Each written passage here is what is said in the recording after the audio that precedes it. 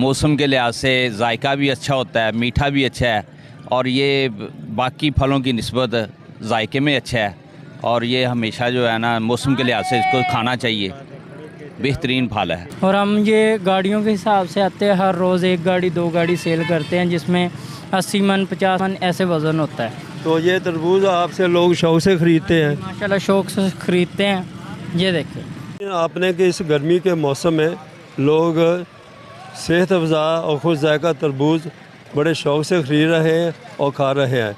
मेरा भी आवाम को ये मशवरा है, इस गर्मी के मौसम में सबसे सस्ता फल तरबूज है, ये इस्तेमाल करें और सेहतमंद रखें। कैमरा टीम गफ़ार अहमद के हमरा doctor Liaquat Ali, South Asia Global News, Phoolnagar.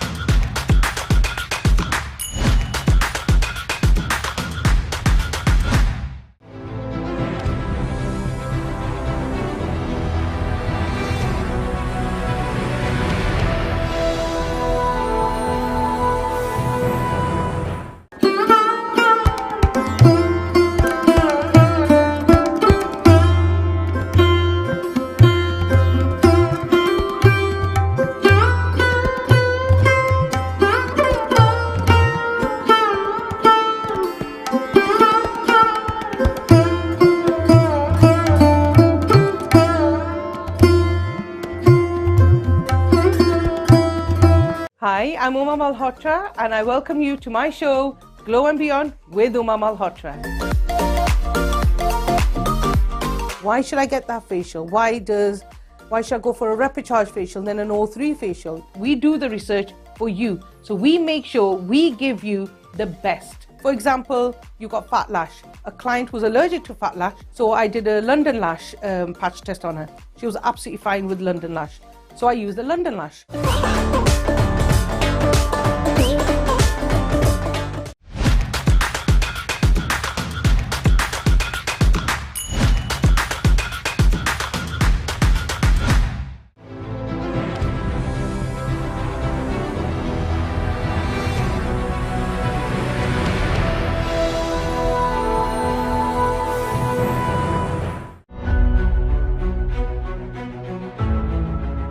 Hello and welcome to Business ABC.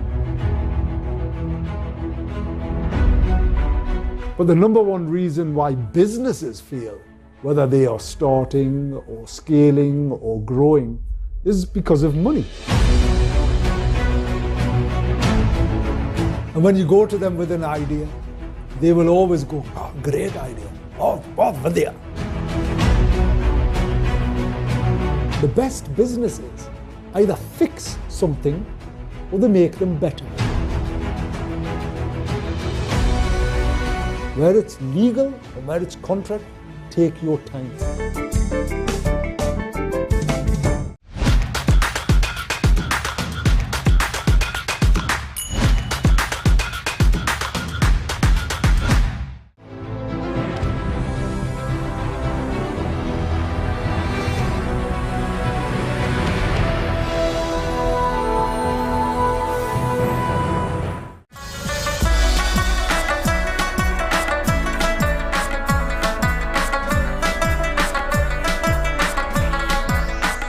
मुल्क के दूसरे शहरों की तरह ननकाना साहब में भी जो गर्मी का ज़ोर जारी है, पारा जो है 40 से 44 डिग्री सेंटीग्रेड तक पहुंच चुका है और महकमा मौसमियात की जानब से आइंदा जो चंद रोज़ है उसमें भी गर्मी की शिद्दत बढ़ने का इम्कान है। गर्मी की शिद्दत बढ़ने के साथ साथ जो हीट वेव है इसमें भी काफ़ी इजाफा हो गया है। तिब्बी माहिरीन के मुताबिक इस गर्मी की शिद्दत से बचने के लिए लोग घरों से कम निकलें, अगर निकलना मजबूरी हो तो सर ढाँप कर निकलें। 12 बजे से लेकर 4 बजे के दरमियान बच्चे और बुजुर्ग भी घरों से कम निकलें। दूसरी जानब महकमा तलीम की जानब से 28 मई से सरकारी स्कूलों में तातीलात का ऐलान भी कर दिया गया है, जबकि रेस्क्यू 11, 22 और महकमा सेहत के अमले को भी हाई अलर्ट रहने के अहकाम जारी कर दिए गए हैं।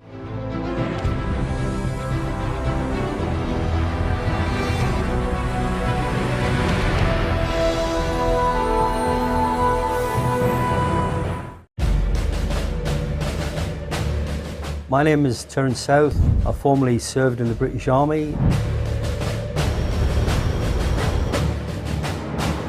We had to go down as the muscle squad and go on, you come with us. She said, not let us go, we're fighting. Oh. I could communicate, I had all the skills for the wirelesses, the radios. I could do that, that was no problem. I could do that blindfold. Second World War, understood where you were and what you were doing, where your head was.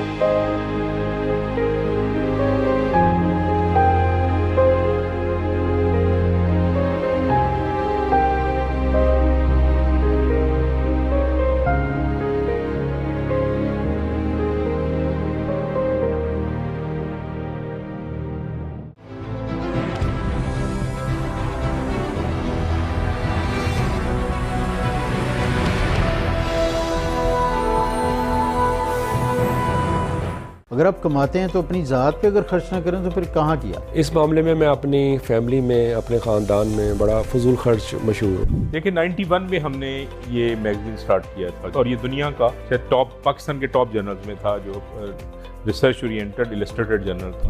हम कम से कम अब जो है 77 साल बाद हम एक कौम इकट्ठे हो जाए। हमारे दौर के अंदर 34 अरब डॉलर रेमिटेंस जो था ओवरसीज पाकिस्तानी भेज रहे थे। कादिर रहमतुल्लाह अलैह फरमा गए हैं कि काम का टाइम बढ़ाएं, काम करें। आप यकीन करें कि नॉर्दर्न एरिया के पैकेजेस इतने ज़्यादा है, अभी पाकिस्तानियों ने नॉर्दर्न एरिया को भी नहीं अभी इतना एक्सप्लोर किया।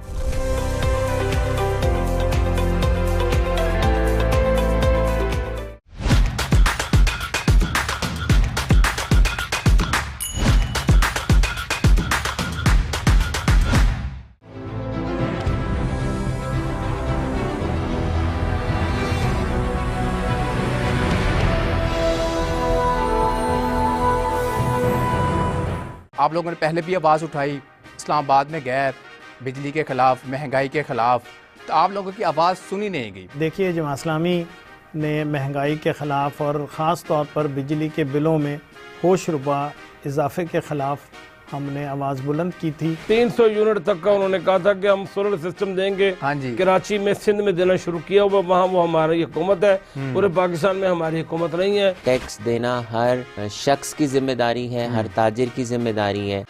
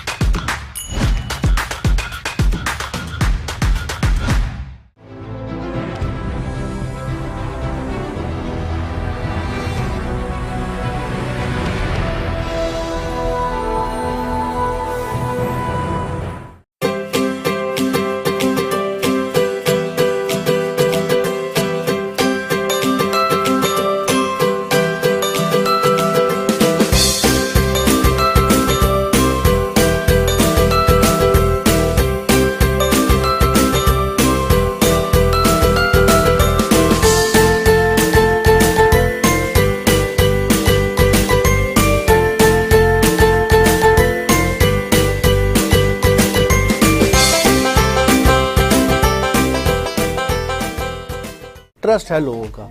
मुझे लगता है आप लोगों तक रसाई नहीं आपकी हो पाती। आपका मंशूर क्या है? किसी सियासी जमात में इतना अच्छा इंतखाबी कमीशन नहीं है। अच्छे कंटेंट देखना चाहें तो फिर डेफिनेटली आहिस्ता सा चेंज तो आएगा ना, ग्रेजुअल। तमाम 12 ज़ोडिक साइन के ऊपर मुझे अबूर है। दुबई के पास वसाइल थे, आज पाकिस्तान के पास तो बहुत कुछ है। जो सेफ सिटी के हवाले से है वो अब तो काफी ज्यादा जो है दोबारा वर्किंग में आ गए हैं। हाँ, एक टाइम आया था जब काफी कम हो गए थे। 50 तो स्टार नहीं हो सकते, स्टार तो 3-4 ही होंगे किसी भी फील्ड के। बच्चे को देखा कि वो एक ऐप के अंदर घुसा हुआ है जिसको टिकटॉक कहते हैं।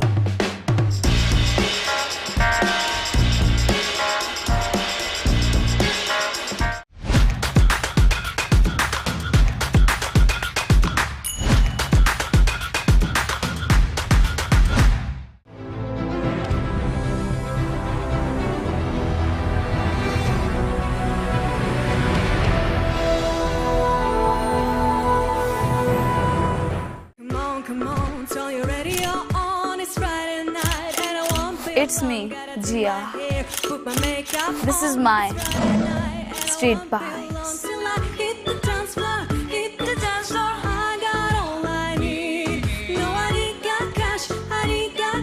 But I got you, baby.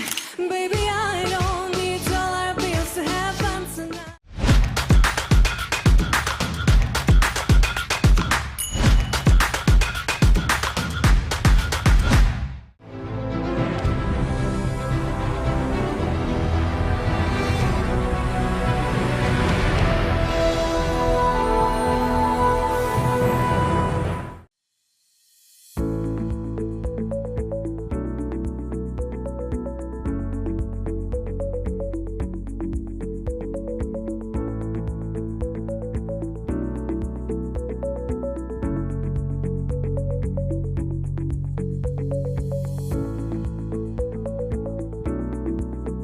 When I saw my father treating patients and the satisfaction that he used to get in treating patients who were disabled and suddenly making them walk, that gave me an inspiration as well. And that's where my mindset right from childhood was that I want to help people, I want to do something for the country. And that's where I became a doctor and then became an orthopedics and a trauma surgeon. And then wanted to learn more and see what the best things were happening in different centers in the world. So that's where I went out to do my AO fellowship from Canada and then fellowship in knee surgery from the United States of America, and where I got an opportunity to work with the guru of knee surgery in the world.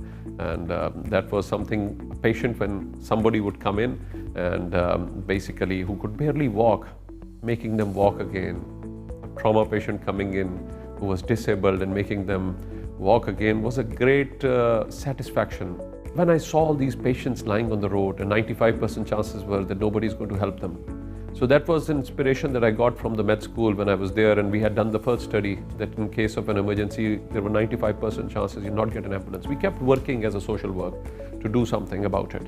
And we went and tried to revamp the existing organizations, revitalize them.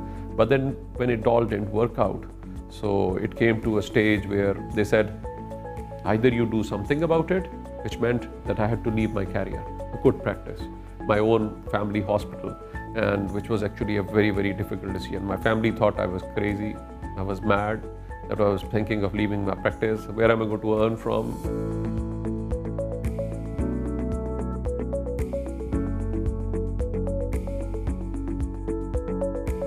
The biggest challenge that we faced when we were making rescue was changing minds. The mindset was, it just can't be done in Pakistan, a developing country, a rescue service, and one number and people will immediately get help. So it was like as if I was talking some very strange words, and this was impossible in a developing country. The biggest challenge was we didn't have trained human resource. For the first time, we started the training of emergency medical technicians. Then the ambulances. If we imported them, we couldn't maintain them, the repair and maintenance would have been insisted. So we had to start the fabrication of ambulances within Pakistan so that it was easy for repair and maintenance. Then we started it in October, so in 2004. And everybody was, it will not work out. We started with only 14 ambulances in the city of Lahore. A change of government is always a challenge.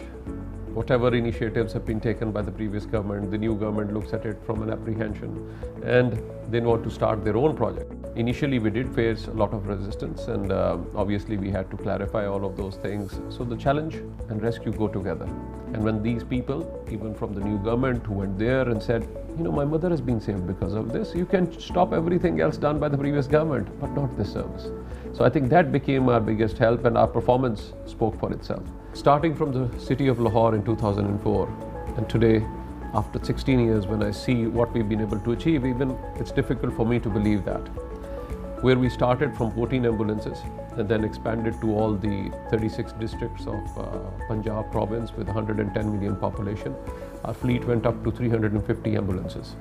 And we kept it very cost effective, developing a response time based model rather than a population based model. So with minimal resources, we were able to extensively cover the area.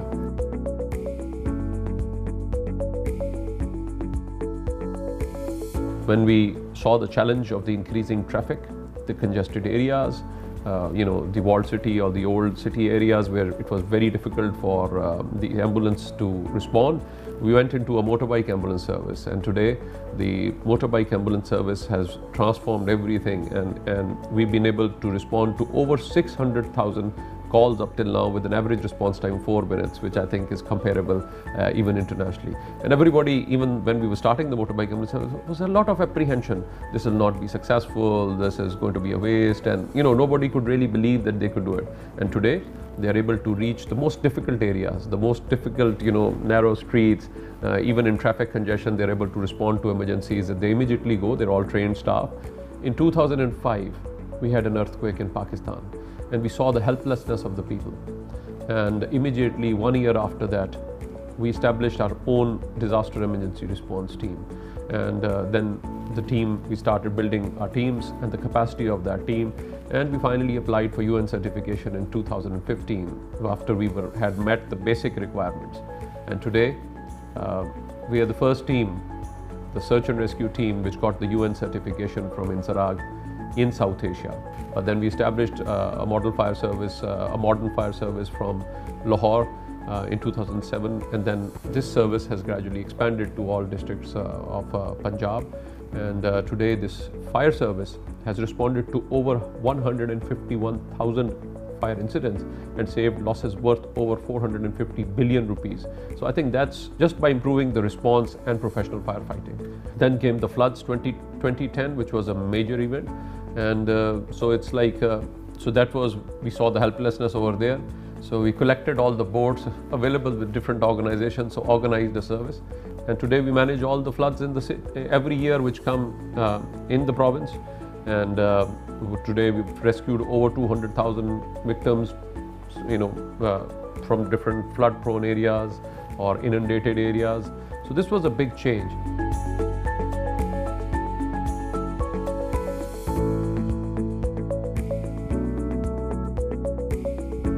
After the successful launch of an emergency rescue service in Pakistan, I still always wanted to go back and help the people of this country. So my old patients and everybody else motivated me that I needed to give more time to this clinical practice. So I had to sacrifice my evenings for this. So I had to sacrifice my private life, and I dedicate 3 evenings at least in a week to come and help these poor and needy patients. Clinical practice is very important. It keeps you humane, because once you're involved in the entire day in the administrative affairs, managing such a large service, then coming and helping people in need is a lot of satisfaction. And I think if I can provide them with those services, I think that's the biggest satisfaction that I get, which no money can bring.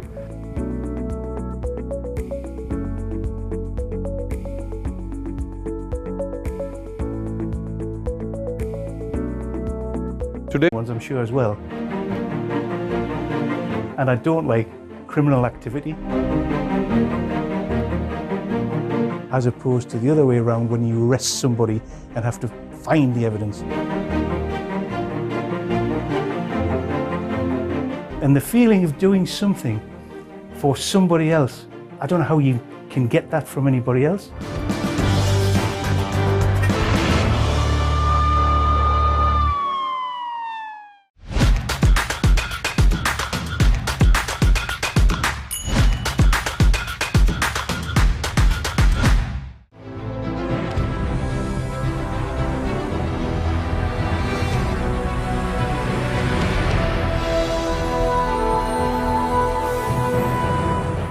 Hello, Dr. Anand here to tell you about unleashing your inner power. When you talk on Facebook with someone with your family far away, genuine communication takes place. Just look after yourself and grow in power and grow in finance and grow in status. If you stay in your comfort zone, you'll never find out who you are.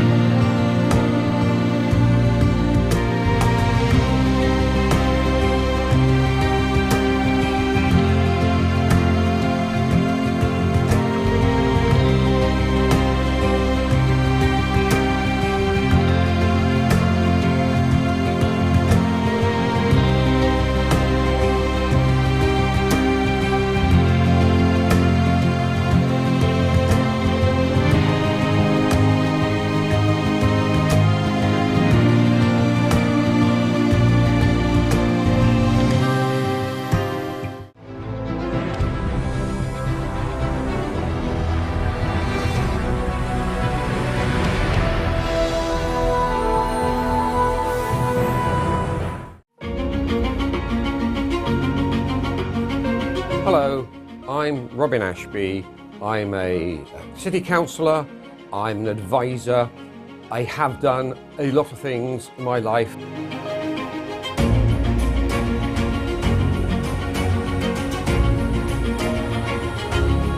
Met some hot Chileans, cool Jamaicans, Dominicans, Trinidadians and Bajans, with some Ethiopians, Chinese, Vietnamese and Sudanese. There were 282,000 people who came here to study. We can absolutely understand that first generation come here and they're in a strange land where they have to learn new customs and it's cold as well.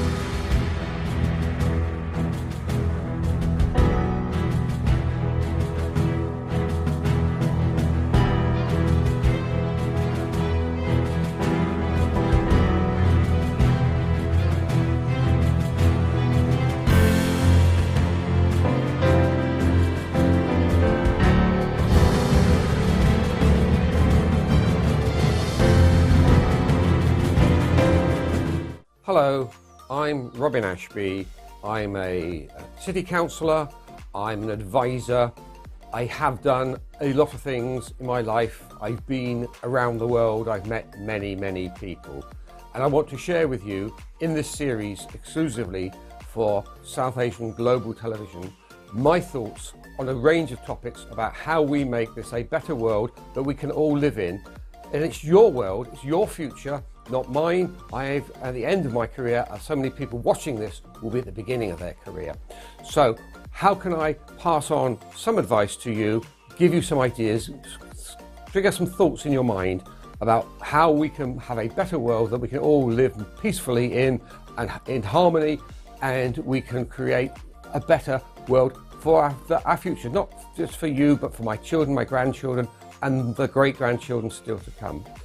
So this first program of this series is about immigrants and immigration. Immigration is something that causes a great furore in our media. The numbers are the headlines, and nobody really understands what they mean. So that's the first thing that I want to address. But before I do that, what I just want to quote to you is something that was said by the late Shane MacGowan of the Pogues. They have the iconic Christmas anthem, The Fairy Tale of New York. And he said, I'll quote here, I've taken out the swear words, "People are talking about immigration, emigration, and the rest of the thing. It's all nonsense. We're all human beings." So that's what I want up front and centre in this talk, which is we are all human beings. We're all in this world together. It's the only world we've got. We're living the only life we've got. How can we make that better? So let's start off with Brexit. Brexit was the vote for Britain to leave the European Union, and it's been blamed on people's reaction to immigration. But is this a root cause? I don't really think so. I think it's very much a matter for debate. We can certainly say that it was a contributor to the greatest act of self-harm this country has ever carried through. And it has divided us. We've divided us almost down the centre. We stopped talking to each other. We stopped listening to other people's point of view. We get repeatedly stories about the new selfishness that's come forward as a consequence of Brexit and COVID. It's changed the way that we react between ourselves, and that is, in my view, is a bad thing. We need migrants in this country because we are becoming ever poorer. Is it a real issue, or is it a fear of immigration that split the Conservative vote and drove a lazy Prime Minister to charge forward with an ill-prepared referendum and then to be replaced by somebody whose explanation of what it meant was, for so long, Brexit means Brexit. Now that's just entirely meaningless. But what it did was to start to drive people away from this country, to drive away skills that we've been depending on for so long, and to create enmity where it did not exist before. So she was succeeded by another Prime Minister who was a showman, not a statesman, who contributed to our instability and division when we needed calm and unity. So the facts are that the net migration into this country was 672,000 for the year ending June 2023, and those are figures that are the best estimates from the Office of National Statistics, the national figures. But this is our first talking point. This is a preliminary estimate. The numbers can and will change, they always do, but the media get hysterical over the first numbers and they never really report when they're changed and that we actually get a more realistic figure over time. So there's these figures called the net migration. Now this net migration is a key, this little word net is a key. That's the difference between the numbers of people entering the country, maybe on a permanent basis, and those who are leaving. And that just as there are more people being born rather than the dying, that's a net increase, and it contributes to a growth in the population, and that's a whole other area. So for the moment, any country needs a population that's increasing overall to do the work, to earn the wealth, to pay for the babies being born and raised, for the older people to give up work, and for the ones in the middle who can't work for whatever reason. That is what we call the society we live in. So there are, within these 672,000 net, there are a range of categories of people. So I've just got them listed here, and I'll read them for you. The first one is asylum seekers. Then there's people coming to work here. Then there's people coming to train and study here. And family net members being reunited. There are agreed humanitarian admissions that they're called, what we would call refugees, and a few other minor categories. Are these all bad? Well, let's talk about the ones that come here as students, like so many here in Newcastle.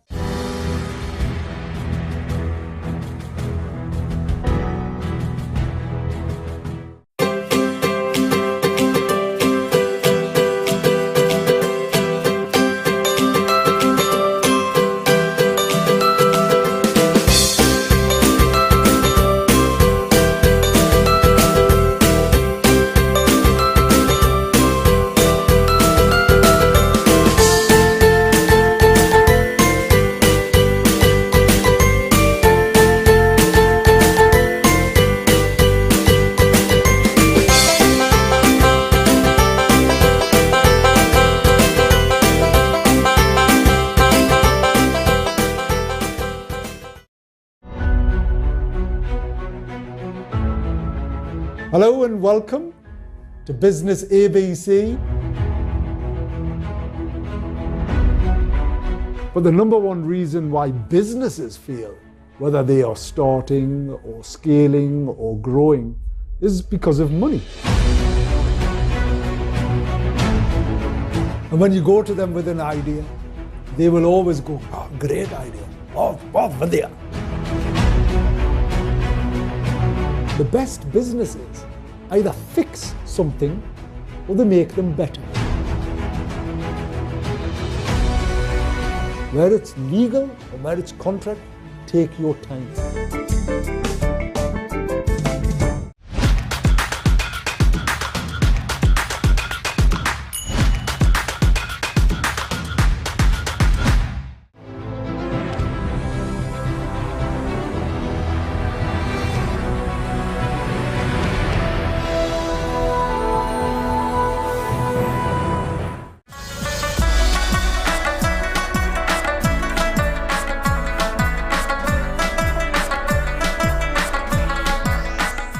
सूरज के बदलते हुए तेवर के साथ मुल्क भर की तरह हवेली लखा और गिरदो नवा में भी गर्मी की शिद्दत में बेपनाह इजाफा हो गया। गर्मी की शिद्दत की वजह से शहरियों ने हवेली लखा रोड अड्डा हेड सुलेमान की, जिसे मुल्तान दिल्ली रोड भी कहा जाता है, सड़क किनारे लगे घने दरख्तों की छाँव के नीचे कैम मशरूबात पॉइंट का रुख कर लिया, जहाँ पर मुख्तलिफ़ किस्म की मशरूबात के पॉइंट कैम हैं। यहाँ पर गन्ने का रस, सिकंजबी, सरदियाई, सत्तू और इमली के शरबत समेत मुतद्दद मशरूबात के ठेले लगे हुए हैं। गर्मी की शिद्दत को कम करने के लिए यहाँ मशरूब पीने लोग जौक दर जौक आते हैं और ठंडे मशरूबात पीकर राहत महसूस करते हैं। हैड सुलेमान की इलाका की सरदियाई बहुत मशहूर है, जिसमें बादाम, खशखाश, सौंफ, ज़ीरा, छोटी इलाची, चार मगज़ और दीगर अशिया मिलाकर तैयार की जाती है, जो पीने वालों के लिए खुश ज़ैक़ा होने के साथ गर्मी की शिद्दत कम करके दिल को सुकून, ठंडक और राहत बख्शती है। रिपोर्ट शाद सईद वट्टू, नुमाइंदा South Asia, Global TV, head Sulemanki Haveli लखा।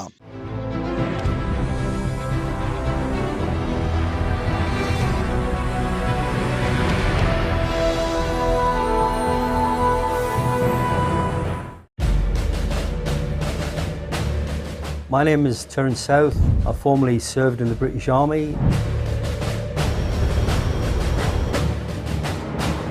We had to go down as the muscle squad and go on, you come with us.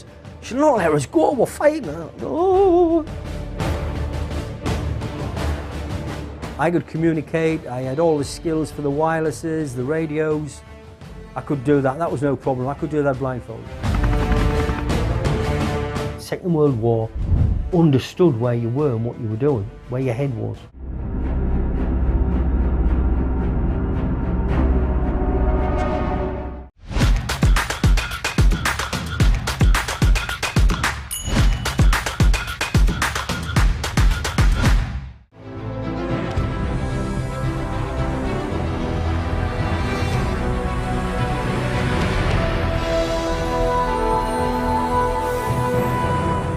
अगर आप कमाते हैं तो अपनी ज़ात पे अगर खर्च ना करें तो फिर कहाँ किया? इस मामले में मैं अपनी फैमिली में, अपने ख़ानदान में बड़ा फजूल खर्च मशहूर हूँ। देखिए 91 में हमने ये मैगजीन स्टार्ट किया था और ये दुनिया का टॉप, पाकिस्तान के टॉप जर्नल्स में था, जो रिसर्च ओरिएंटेड इलस्ट्रेटेड जर्नल था। हम कम अज़ कम अब जो है 77 साल बाद हम एक कौम इकट्ठे हो जाए। हमारे दौर के अंदर 34 अरब डॉलर रेमिटेंस जो था ओवरसीज पाकिस्तानी भेज रहे थे। कादिर रहमतुल्लाह अलैह फरमा गए हैं कि काम का टाइम बढ़ाएं, काम करें।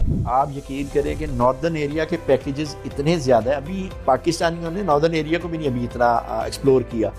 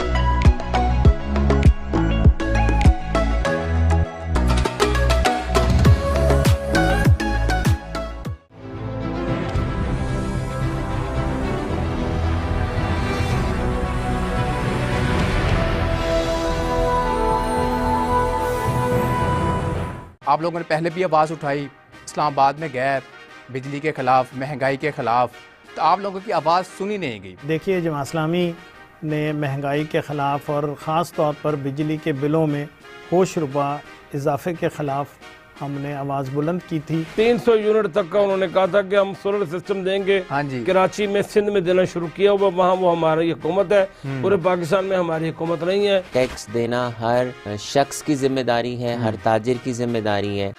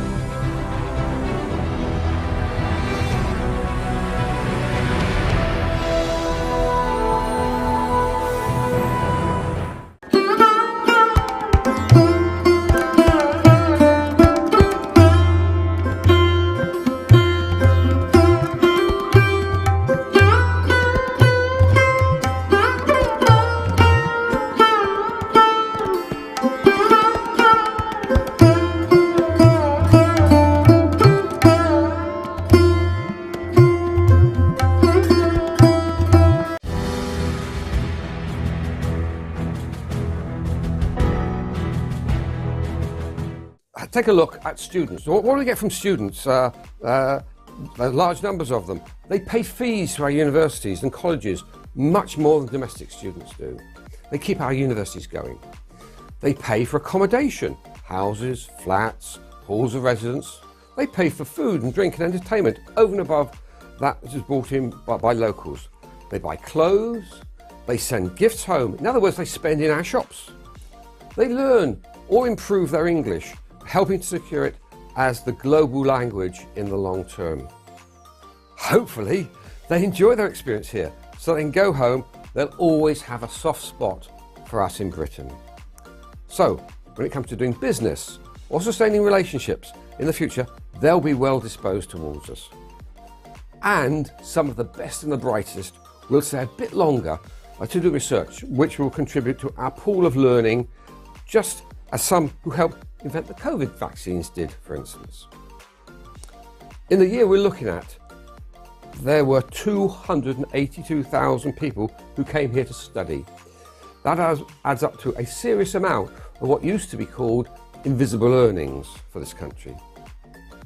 Now, family members in all groups amount to a lot of people though, and it's argued that they cost us. Certainly our government is trying to stop or slow them down, but let's put that aside for a minute too. Asylum seekers, they're people who say they fear persecution in their own countries for a range of reasons like race or religion or the political opinions. Accepting people who have such grounds are covered by international treaties, which we've agreed to because we can't see ourselves as civilized human beings without it. And it's an obligation, not an opinion. I'll just quote from a little bit of history here. In 1939, a boat full of Jewish refugees from the Nazis were turned away by Cuba, the United States and Canada. And they were returned from there to Belgium. Some were allowed into European countries. 254 of them were later murdered by the Nazis. They certainly right to fear persecution. They came to people's doors, they were turned away. Britain's better than that now, but we still make it hard for people who are genuine refugees. Despite this, the essential goodness of many is not crushed by the bureaucracy and the lack of thought. A while ago, I met a refugee who was trafficked here as a teenager and who's been trying to get what's called settled status. Let's call him MD for the sake of argument. So he told me, the UK is my home now. All my work is my intention to give something back to my community and the people of the UK, as I'm so grateful to the country. Yes, there are problems in my life, everybody has them, but regardless of that, we should all be there for other people. How true is that? Although he's a victim of modern-day slavery and trafficking, he's engaged with many local organisations. He puts us to shame. He's worked as a COVID vaccine volunteer, and he helped Newcastle City Council census team to approach local refugees and asylum seekers and to help fill in their census forms online. He sits on the National Advisory Panel of the University of Sanctuary, the UK movement, as a Sanctuary Ambassador. We're a serious sanctuary here in Newcastle, as a trustee of Newcastle's West End Refugee Services. He was the first asylum seeker to be elected as a delegate to the National Student Union Conference, representing fellow students from Northumberland Law School. I hope that others are listening to voices like his, not those of the bigots and the Little Englanders. He's shown he's already a far better Englander than many of them. His mother told him, be there for people and be there for your community. Something good will happen in return. If we want a single theme, a single phrase to sum up what this is, what I believe, that is it. His mother was right. And she would be proud that he's lived up to her standards and so comprehensively started to repay all of us in his new home. I'll be back with more in a few moments.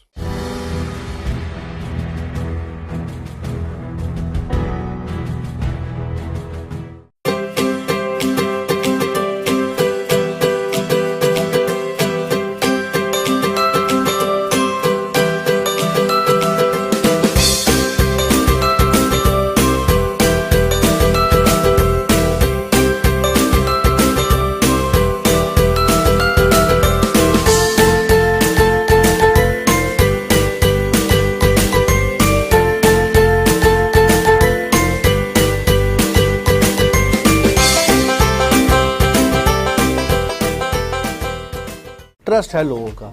मुझे लगता है आप लोगों तक रसाई नहीं आपकी हो पाती। आपका मंशूर क्या है?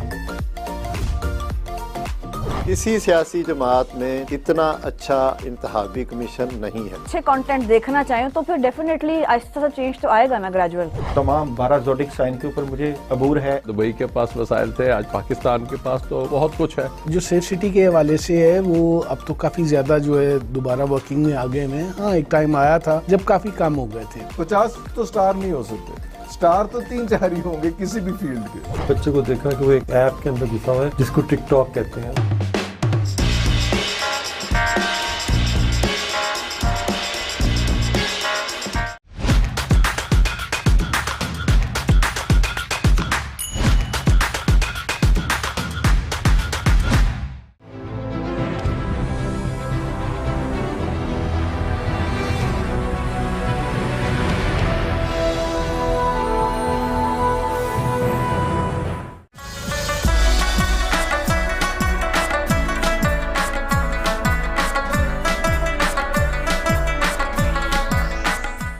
मई की धूप में जब हर तरफ गर्मी का राज होता है, ऐसे में कुदरत का ये जर्द तोहफा अमलतास न सिर्फ साया फराहम करता है बल्कि माहौल में रंगों की बहार भी ले आता है। अमलतास, जिसे सोने की झाड़ी भी कहा जाता है, न सिर्फ एक खूबसूरत दरख्त है बल्कि इसका तिबी इस्तेमाल भी अहमियत रखता है। इसके फल, जिसे मुकामी तौर पर सना कहा जाता है, कई यूनानी नुस्खों में बतौर दवा इस्तेमाल होते हैं। शहरियों का बात करते हुए कहना था कि जर्द रंग के फूल बहुत ही प्यारे लग रहे हैं। हम रोजाना कॉलेज जाते हैं तो इन्हें देखते हैं तो दिल बाग बाग हो जाता है। हुकूमत को चाहिए कि ऐसे दरख्त ज्यादा से ज्यादा लगाए। ये जर्द रंग के फूल बहुत खूबसूरत हैं और सुबह के टाइम जब हम आते हैं तो कॉलेज में बहुत खूबसूरत लगते हैं और दोपहर के टाइम भी छाँव का इंतज़ाम करते हैं हमारे लिए। और मसला ये है कि बहुत कम है तादाद में, हमें चाहिए और हुकूमत को चाहिए कि इसको और ज़्यादा बढ़ाएं और इनकी तादाद में इजाफा करें और शहर के मुख्तलिफ इलाकों में ऐसे पौधे लगाएं। शहरियों का कहना है कि ये दरख्त सिर्फ जीनत नहीं बल्कि माहौलियाती तहफ़्फ़ुज़ का जरिया भी है। ये गर्दो गुबार को जज़ब करते हैं और ऑक्सीजन फ्राहम करते हैं और शदीद गर्मी के मौसम में ठंडी छाँव बांटते हैं। जब सूरज तप रहा हो और हवा भी थम जाए, ऐसे में अमलतास के जर्द फूल कसूर वालों के दिलों पर ठंडक का फाहा रखते हैं।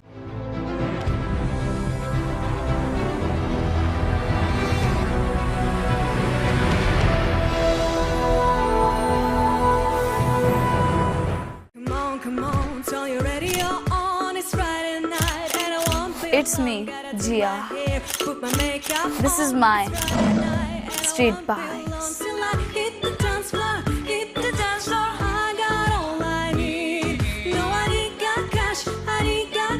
But I got you, baby. Baby, I don't need dollar bills to have fun tonight.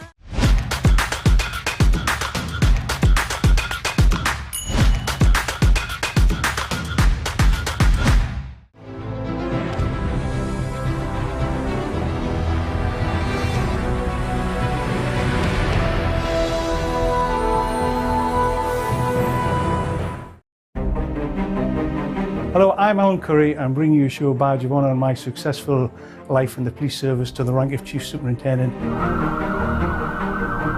Talking about me, and hopefully I'm saying some nice things about myself. There's a couple of bad ones, I'm sure, as well. And I don't like criminal activity. As opposed to the other way around, when you arrest somebody and have to find the evidence. And the feeling of doing something for somebody else, I don't know how you can get that from anybody else.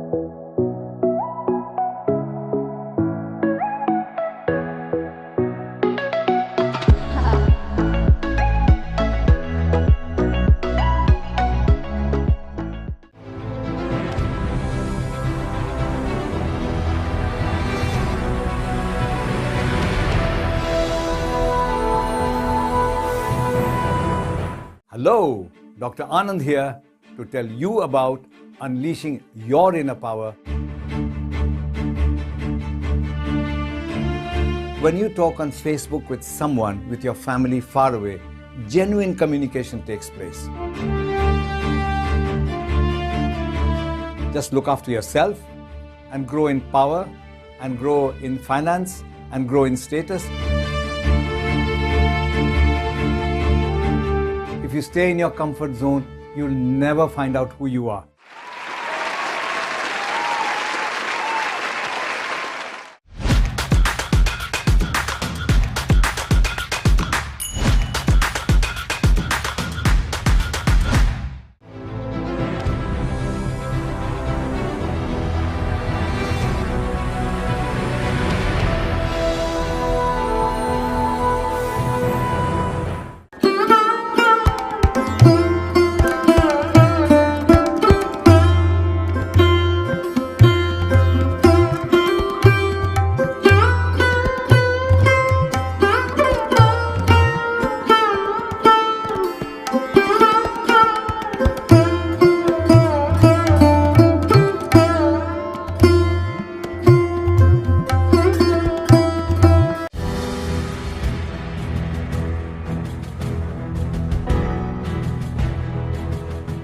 the first segment, I explained the main types of immigrants are asylum seekers, people come to work here, people come to train and study here, family members being reunited, and refugees.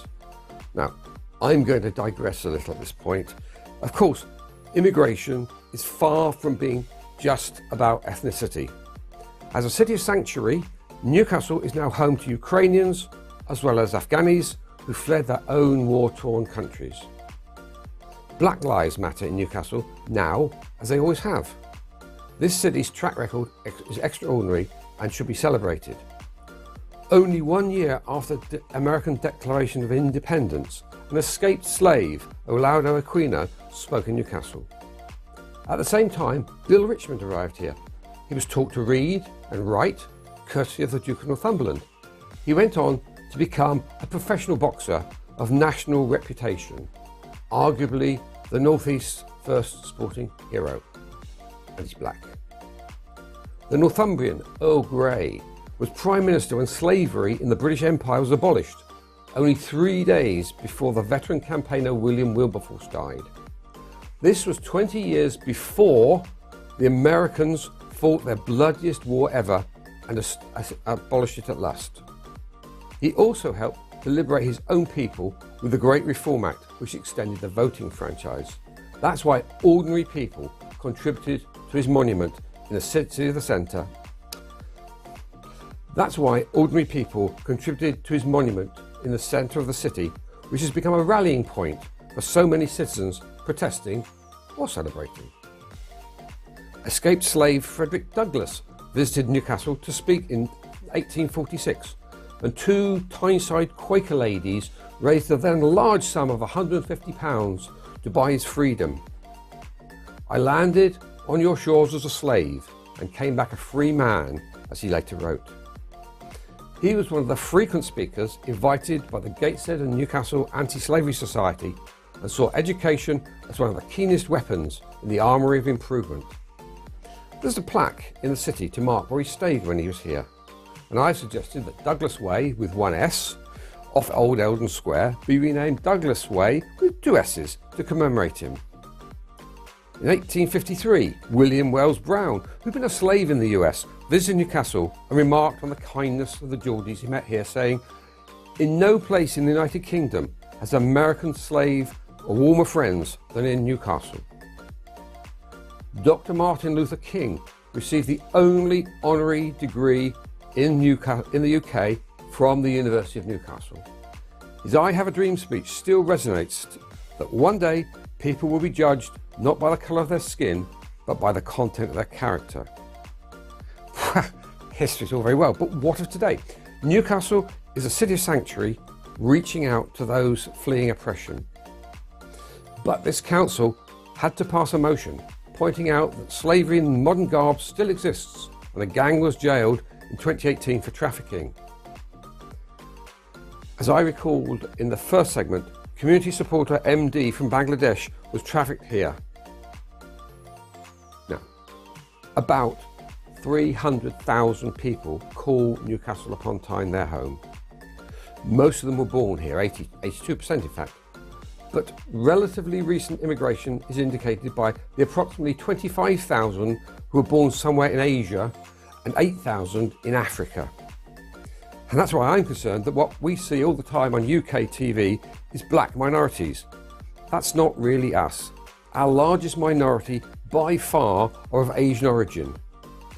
Broadcasters in particular should not bundle all minorities together as they're prone to do. And that's why one of the reasons I was delighted to be asked to make this programme for South Asia Global Television. The other is that I recognise the huge value that immigrants bring to us. Most of them have grown to adulthood. They've been educated and have that vital get up and go spark, which makes them prepared to move around the world to make a new life and to contribute to our community through their work, creativity and taxes. They'll be making that contribution for as much as half a century to come.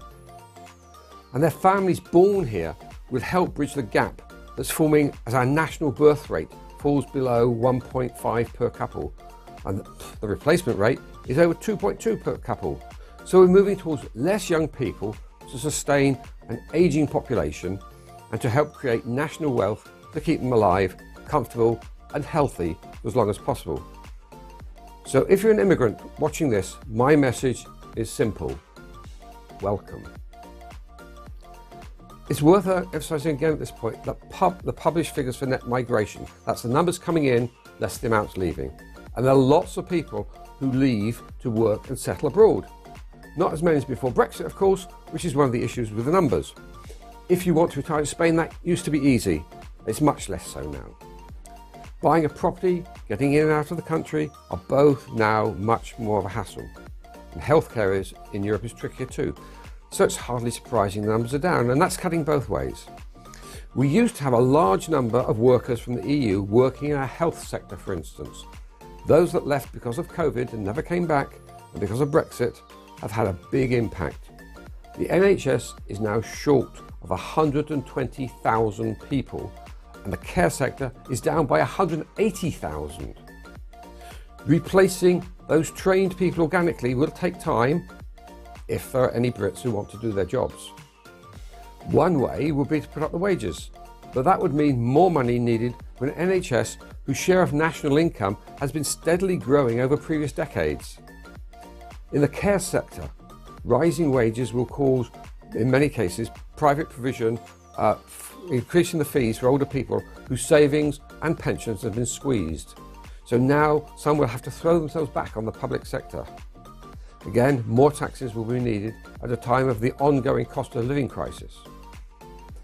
As I'm talking on South Asia Global Television, it's worth noting that last year, over 22,000 people from India and 3,500 from Pakistan came to the UK as skilled workers.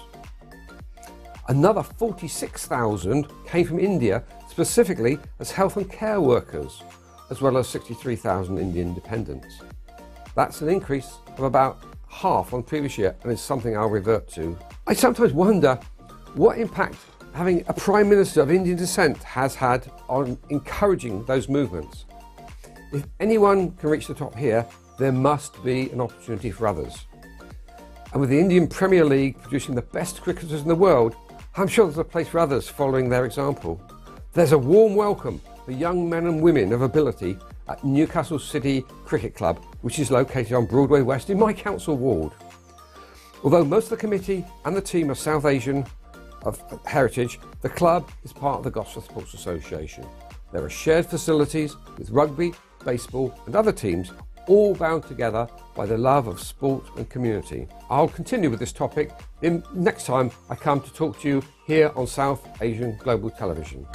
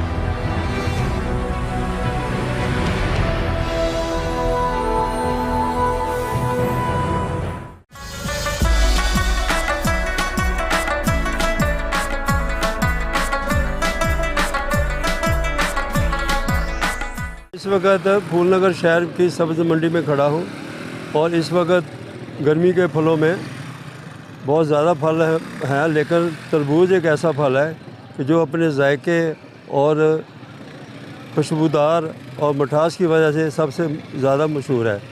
वैसे तो इस वक्त सेब, आड़ू, अमरूद, खुरमानी, लुगाट भी हैं, लेकिन वो महंगे फल हैं जो कि गरीब आवाम की क़ुव्वत ख़रीद से बहुत ज़्यादा हैं। गरीब आवाम उन फलों को नहीं ख़रीद सकी, लेकिन तरबूज एक ऐसा फल है कि जो कम कीमत में 40 रुपये किलो के हिसाब से आवाम इसे ख़रीद रहे हैं और बड़े ज़ौक़ व शौक़ से इसे खाते हैं और लुत्फ़अंदोज़ होते हैं। तरबूज फल बहुत अच्छा है, मौसम के लिहाज से जायका भी अच्छा होता है, मीठा भी अच्छा है और ये बाकी फलों की निस्बत जायके में अच्छा है और ये हमेशा जो है ना मौसम के लिहाज से इसको खाना चाहिए, बेहतरीन फल है। और हम ये गाड़ियों के हिसाब से आते हैं, हर रोज़ 1 गाड़ी 2 गाड़ी सेल करते हैं जिसमें 80 मन 50 मन ऐसे वज़न होता है। तो ये तरबूज आपसे लोग शौक़ से ख़रीदते हैं? माशाल्लाह शौक़ से ख़रीदते हैं। ये देखिए आपने कि इस गर्मी के मौसम में लोग सेहत अफ़ज़ा और खुश जायका तरबूज बड़े शौक़ से ख़रीद रहे हैं और खा रहे हैं। मेरा भी आवाम को ये मशवरा है कि इस गर्मी के मौसम में सबसे सस्ता फल तरबूज है, ये इस्तेमाल करें और सेहतमंद रखें। कैमरा टीम गफ़ार अहमद के हमरा doctor Liaquat Ali, South Asia Global News, Phoolnagar.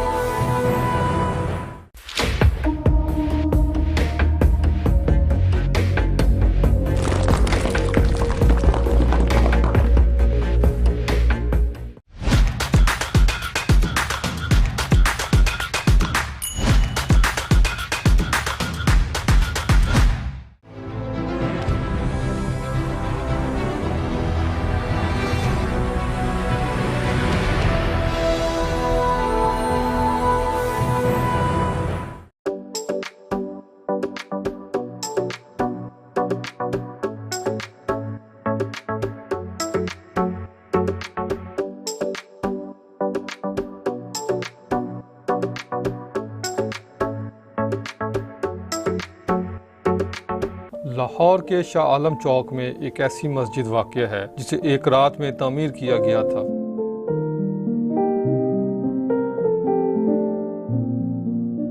इस मस्जिद के इतनी कलील वक्त में तामीर की वजह और वाक़या भी इंतहाई दिलचस्प और ईमान अफरोज है। इस मस्जिद के बारे में इल्लामा इकबाल ने यह शेर मौजू किया था, मस्जिद तो बना दी शब भर में इमा की हरारत वालों ने, मन अपना पुराना पापी है बरसों में नमाजी बन न सका। तारीख बताती है कि अंग्रेजों के दौर में इस मकाम से एक मुसाफिर का गुजर हुआ और उसने यहाँ नमाज अदा की, जबकि ये इलाका इस वक्त हिंदुओं की अक्सरियत का हामिल था। हिंदुओं को ये बर्दाश्त न हुआ और उन्होंने हंगामा राई शुरू कर दी। मामला जब अदालत तक जा पहुंचा और वहां हिंदुओं का मौक़िफ़ था कि इस जगह पर मंदिर तामीर होगा, जबकि मुसलमान यहाँ मस्जिद तामीर करना चाहते थे। इस मौके पर मुसलमानों के वकील ने इन्हें तजवीज़ दी कि अगर वो यहाँ सुबह फजर से पहले मस्जिद तामीर कर लेते हैं तो केस का फैसला इनके हक में हो जाएगा। ये सुनना था कि मुसलमानों ने गामा पहलवान की क़यादत में रातों रात मस्जिद तामीर करने का फैसला किया और जिस मुसलमान के पास जो सामान था इसने वो मस्जिद की तामीर के लिए वक्फ कर दिया। यहाँ तक कि ख़वातीन रात भर अपने सरों पर पानी रख कर लाती रहीं ताकि मस्जिद की तामीर मुमकिन हो सके। दूसरी जानिब मस्जिद की तामीर मुकम्मल होने के बाद अदालत ने भी मुसलमानों के हक में फैसला सुना दिया। ये मस्जिद 1917 में तामीर की गई और इसका नाम मस्जिद शब्बर रखा गया। ये मस्जिद 3 मरला के रकबा पर तामीर है।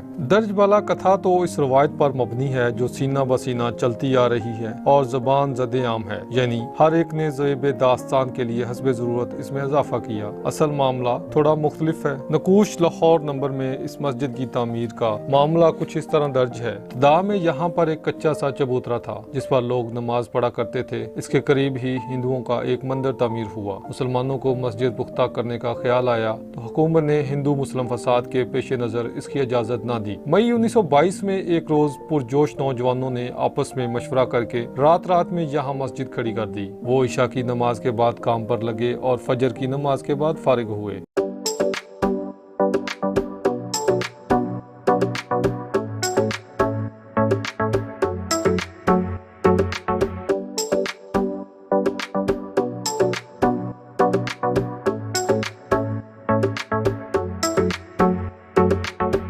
बिस्मिल्लाहिर्रहमानिर्रहीम। 1917 की बात है कि यहाँ से एक मुसलमान का गुज़र हुआ। उसने यहाँ पे नमाज़ अदा कर दी कि जो सारा इलाका था हिंदुओं की अक्सरियत का हामिल था। तो हिंदुओं ने ये कहना शुरू कर दिया कि मुसलमान ने हमारे इलाके में आके नमाज़ क्यों अदा की है, और वो इसमें यानी मुसलमान का नमाज़ पढ़ना बर्दाश्त हुआ। हिंदू ये कहने लगे हम यहाँ पे मंदिर बनाएंगे। और जब मुसलमानों को पता चला कि हिंदुओं का सिर्फ एक मुसलमान का नमाज़ पढ़ना भी बर्दाश्त नहीं हो रहा और सिर्फ इस बात के ऊपर वो कह रहे हैं कि हम यहाँ पे मंदिर बनाएंगे, तो मुसलमानों ने भी कहना शुरू कर दिया कि हम यहाँ पे मस्जिद बनाएंगे। मुसलमानों और हिंदुओं का आपस में जो है ना तनाज़ा शुरू हो गया। लड़ाई होते होते बात उस वक्त की अदालत तक चली गई। तो उस वक्त की अदालत के जो जज साहब हैं उनने कहा कि मैं सुबह जगह का मायना करके फिर उसके बाद इसके हक़ में फ़ैसला दूँगा। तो जब सुबह जज ने मायने के लिए आना था तो मुसलमानों के जो वकील थे उन्होंने मुसलमानों को मशवरा दिया कि अगर आप रातों रात इस मस्जिद को तामीर कर दें तो हो सकता है ये फ़ैसला आपके हक़ में हो जाए।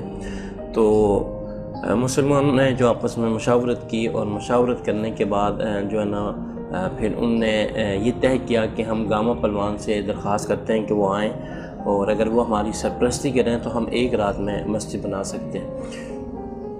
तो हिंदुओं की चूँकि यहाँ पे अक्सरियत थी, उनका जो है ना लड़ाई झगड़े का भी खौफ था, ख़दशा था कि लड़ाई झगड़ा ना हो जाए। तो फिर जब गामा पहलवान के पास मुसलमानों के जो है ना एक वफ़द गया और उन्होंने जाके उनसे रिक्वेस्ट की कि अगर आप हमारी सरपरस्ती करें, हमारी निगरानी करें, तो हम जो है ना यहाँ पे एक मस्जिद बनाना चाहते हैं और सुबह इस तरह जज ने आना है और फ़ैसला होना है इसके हक़ में। तो उस गामा पहलवान ने ये कहा कि जो है ना उन्हें जो है ना हामी भर ली और जो है ना वो तशरीफ़ ले आए और वो शालमी चौक में आके वो बैठे और जो है ना बहुत सारे मुसलमान फिर इकट्ठे हुए तो उन्होंने मस्जिद को तामीर करना शुरू कर दिया। और जब सुबह फजर की नमाज अज़ान का टाइम था तो उस वक़्त तक जो है ना मस्जिद को मुकम्मल तामीर कर लिया गया था।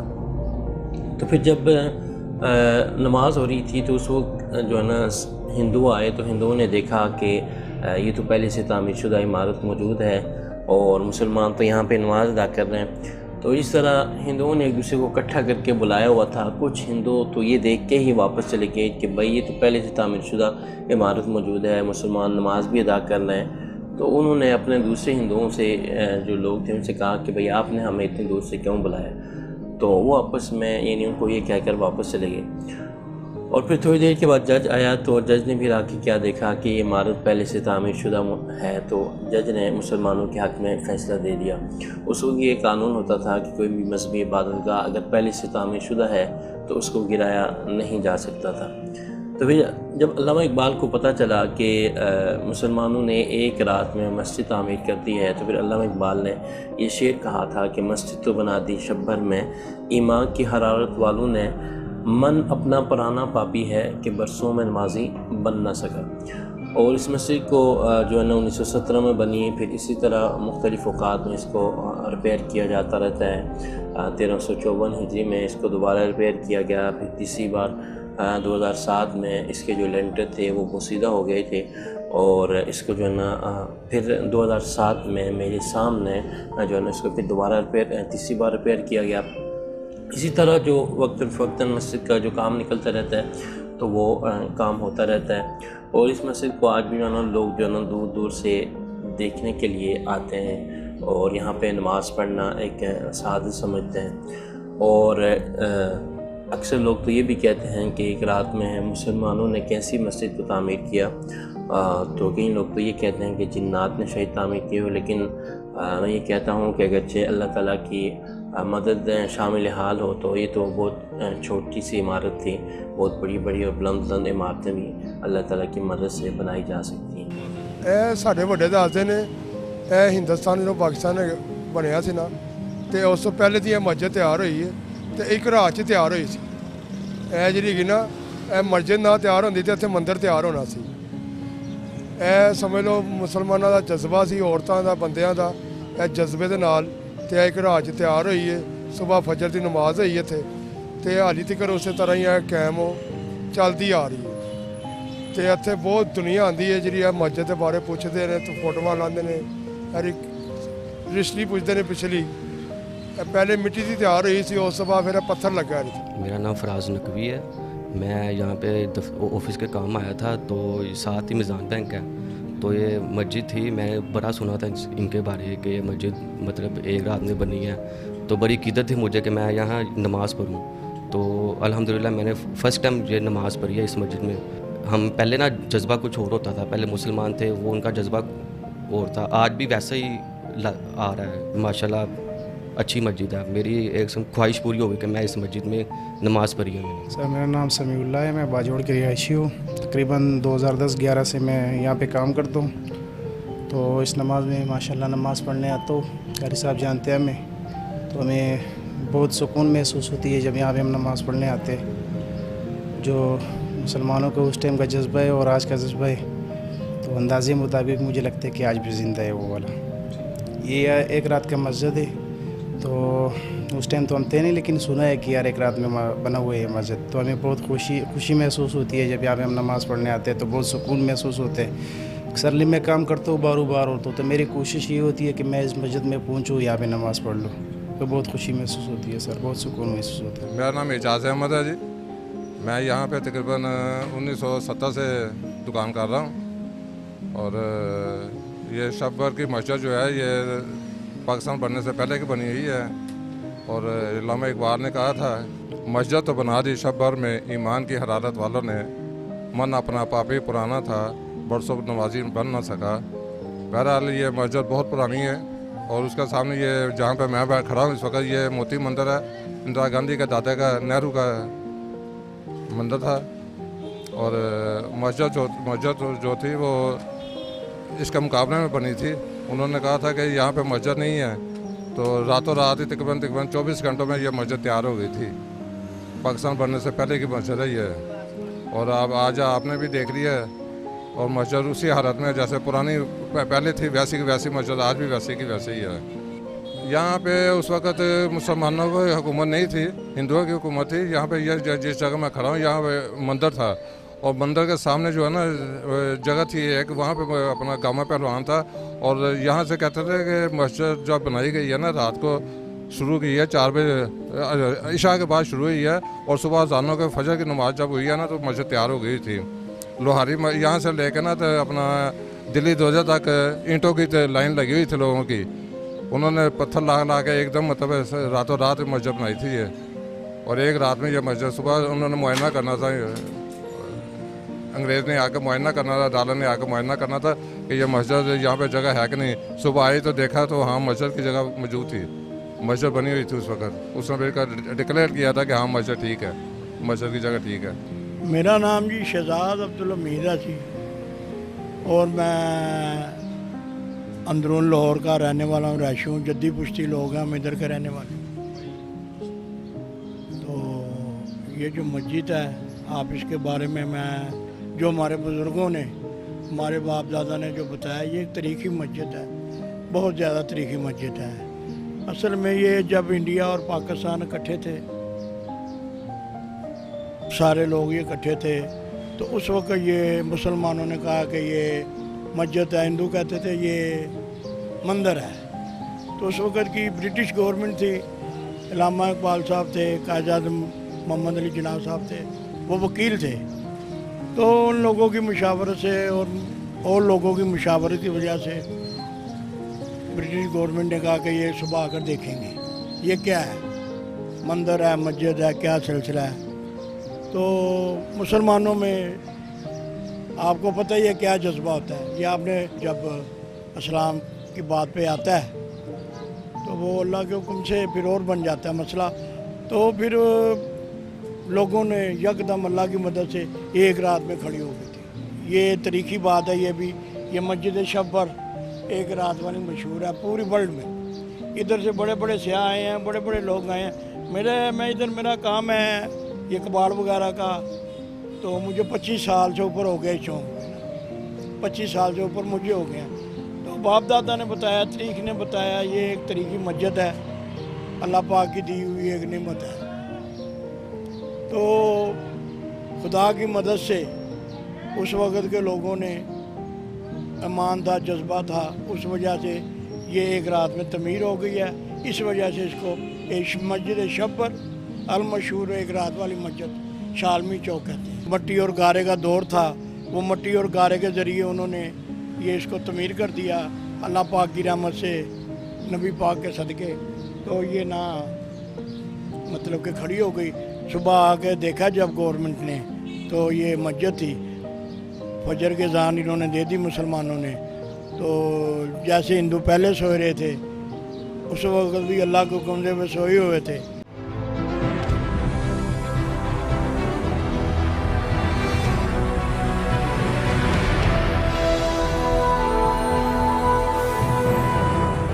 Hi, I'm Uma Malhotra and I welcome you to my show, Glow and Beyond with Uma Malhotra.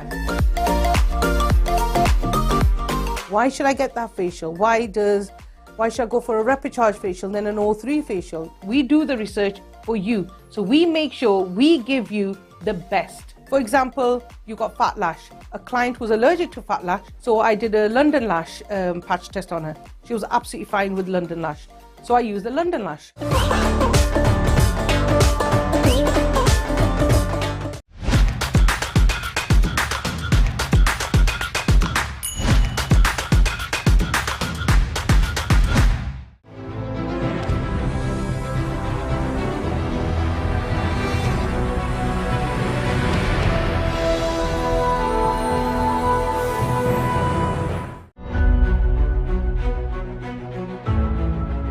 Hello and welcome to Business ABC.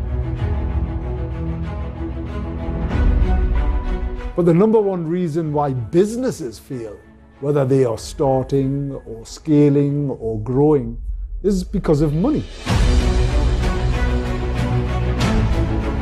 And when you go to them with an idea, they will always go, "Oh, great idea. Oh, vadya." The best businesses either fix something or they make them better. Where it's legal or where it's contract, take your time.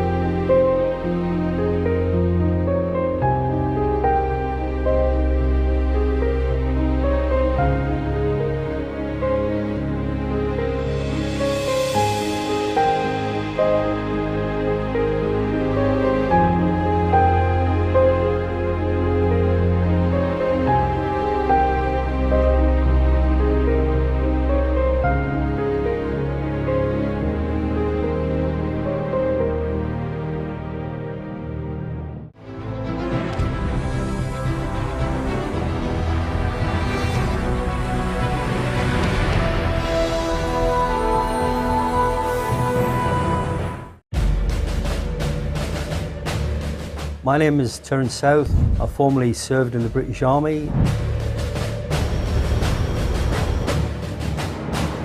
We had to go down as the muscle squad and go on, you come with us. She said, "No, let us go, we're fighting." No. I could communicate, I had all the skills for the wirelesses, the radios. I could do that, that was no problem. I could do that blindfold. Second World War, understood where you were and what you were doing, where your head was.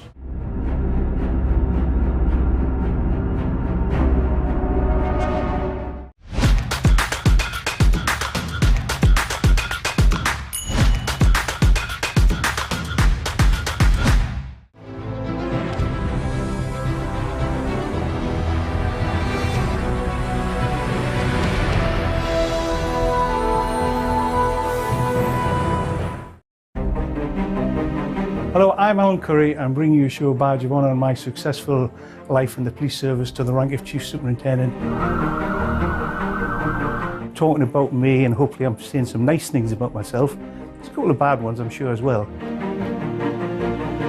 And I don't like criminal activity, as opposed to the other way around when you arrest somebody and have to find the evidence. And the feeling of doing something for somebody else, I don't know how you can get that from anybody else.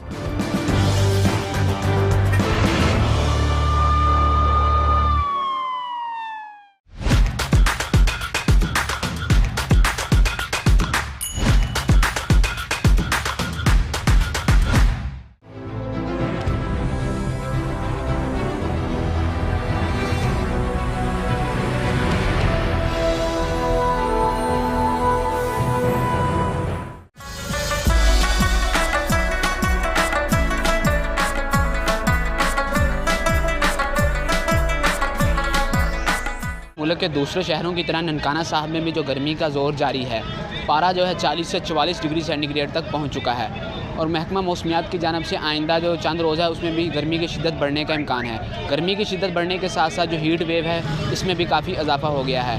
तिब्बी माहिरीन के मुताबिक इस गर्मी की शिद्दत से बचने के लिए लोग घरों से कम निकलें, अगर निकलना मजबूरी हो तो सर ढाँप कर निकलें। 12 बजे से लेकर 4 बजे के दरमियान बच्चे और बुजुर्ग भी घरों से कम निकलें। दूसरी जानब महकमा तलीम की जानब से 28 मई से सरकारी स्कूलों में तातीलात का ऐलान भी कर दिया गया है, जबकि रेस्क्यू 11, 22 और महकमा सेहत के अमले को भी हाई अलर्ट रहने के अहकाम जारी कर दिए गए हैं।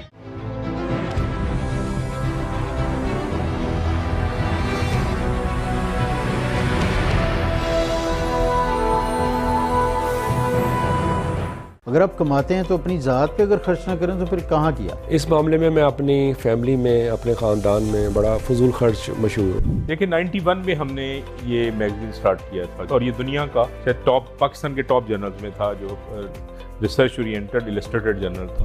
हम कम अज़ कम अब जो है 77 साल बाद हम एक कौम इकट्ठे हो जाए। हमारे दौर के अंदर 34 अरब डॉलर रेमिटेंस जो था ओवरसीज पाकिस्तानी भेज रहे थे। कादिर रहमतुल्लाह फरमा गए हैं कि काम का टाइम बढ़ाएं, काम करें। आप यकीन करें कि नॉर्दर्न एरिया के पैकेजेस इतने ज़्यादा है, अभी पाकिस्तानियों ने नॉर्दर्न एरिया को भी नहीं अभी इतना एक्सप्लोर किया।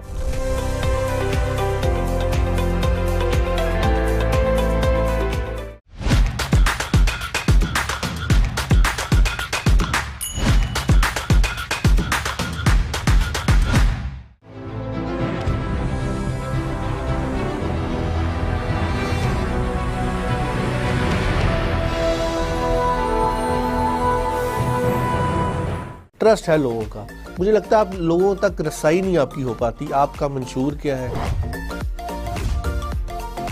किसी सियासी जमात में इतना अच्छा इंतखाबी कमीशन नहीं है। अच्छे कंटेंट देखना चाहें तो फिर डेफिनेटली आहिस्ता सा चेंज तो आएगा ना, ग्रेजुअल। तमाम 12 ज़ोडिक साइन के ऊपर मुझे अबूर है। दुबई के पास वसाइल थे, आज पाकिस्तान के पास तो बहुत कुछ है। जो सेफ सिटी के हवाले से है वो अब तो काफी ज्यादा जो है दोबारा वर्किंग में आ गए हैं। हाँ, एक टाइम आया था जब काफी कम हो गए थे। 50 तो स्टार नहीं हो सकते, स्टार तो 3-4 ही होंगे किसी भी फील्ड के। बच्चे को देखा कि वो एक ऐप के अंदर घुसा हुआ है जिसको टिकटॉक कहते हैं।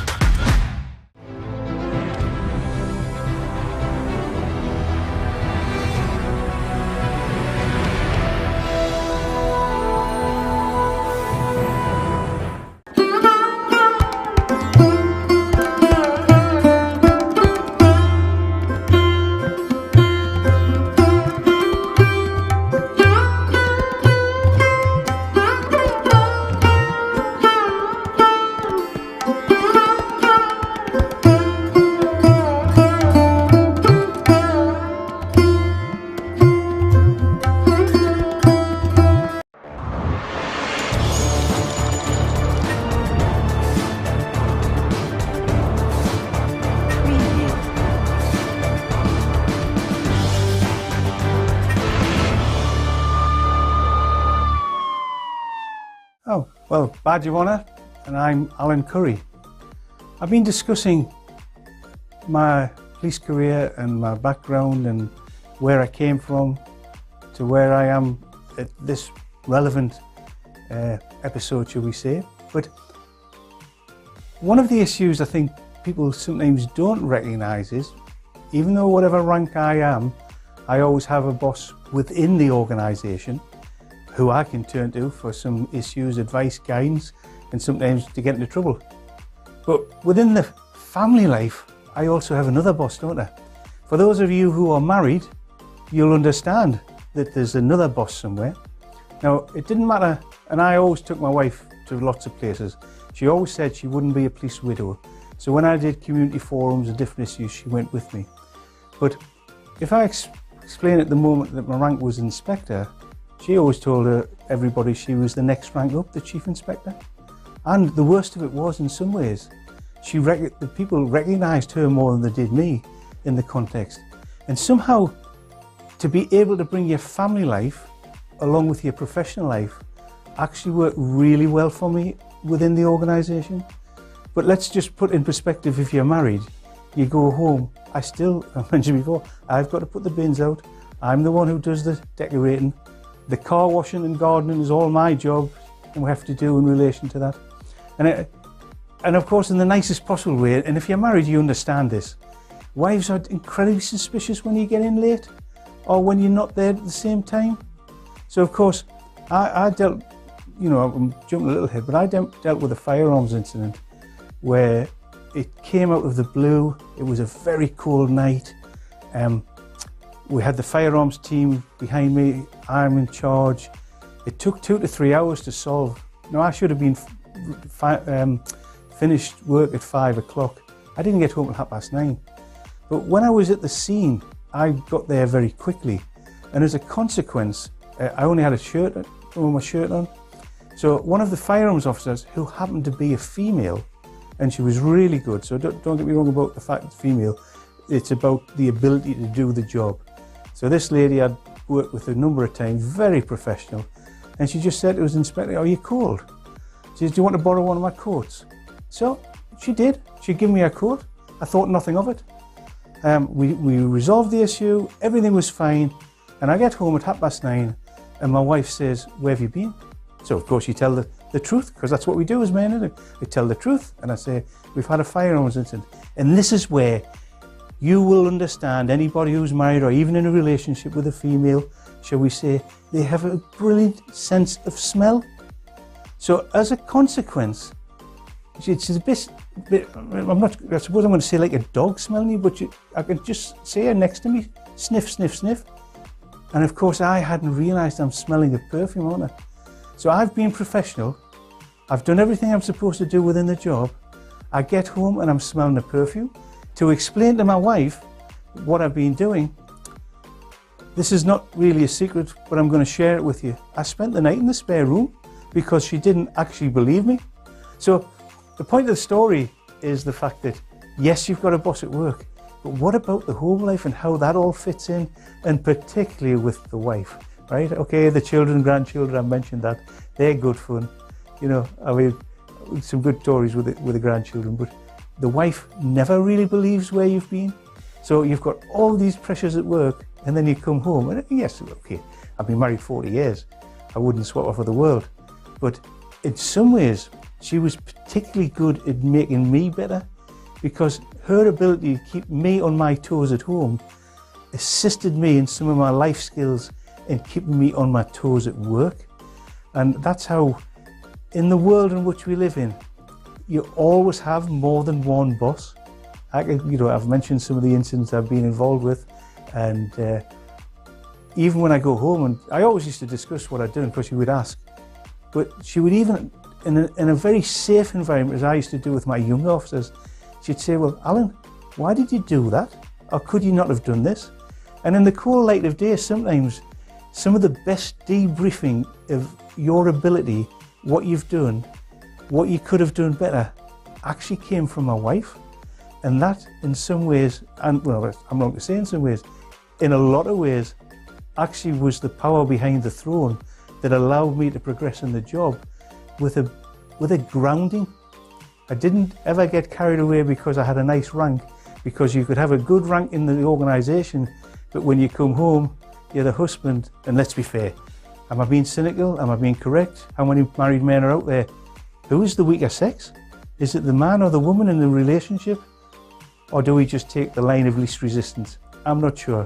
But I have a lot to thank my family and wife for that made me the person I ultimately ended up within the organisation.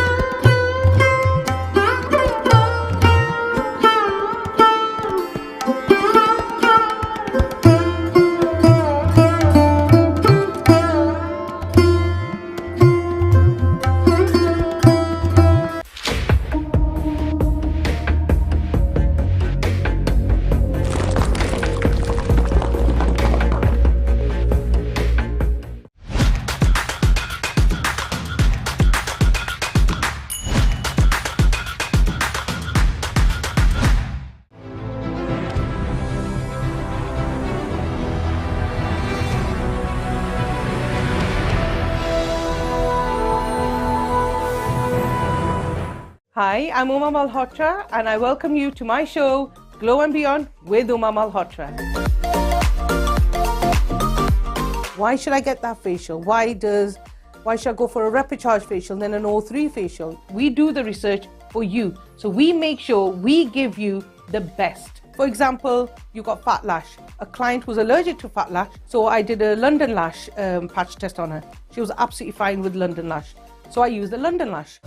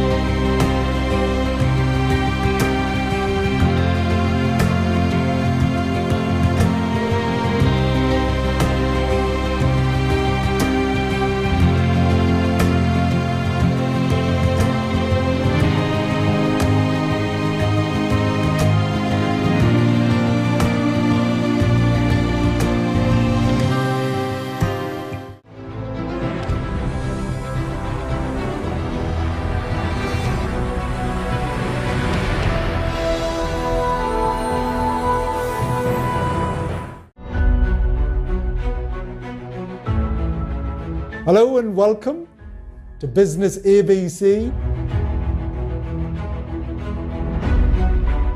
But the number one reason why businesses fail, whether they are starting or scaling or growing, is because of money. And when you go to them with an idea, they will always go, "Oh, great idea. Oh, bahut vadiya." The best businesses either fix something or they make them better. Where it's legal or where it's contract, take your time.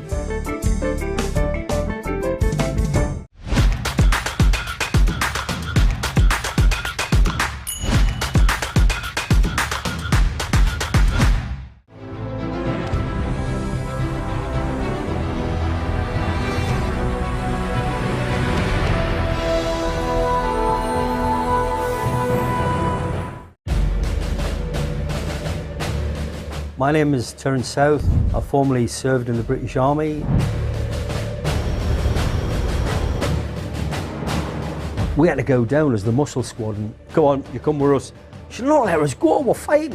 No.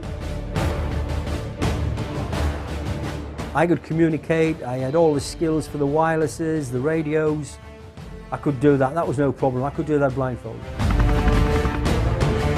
Second World War, understood where you were and what you were doing, where your head was.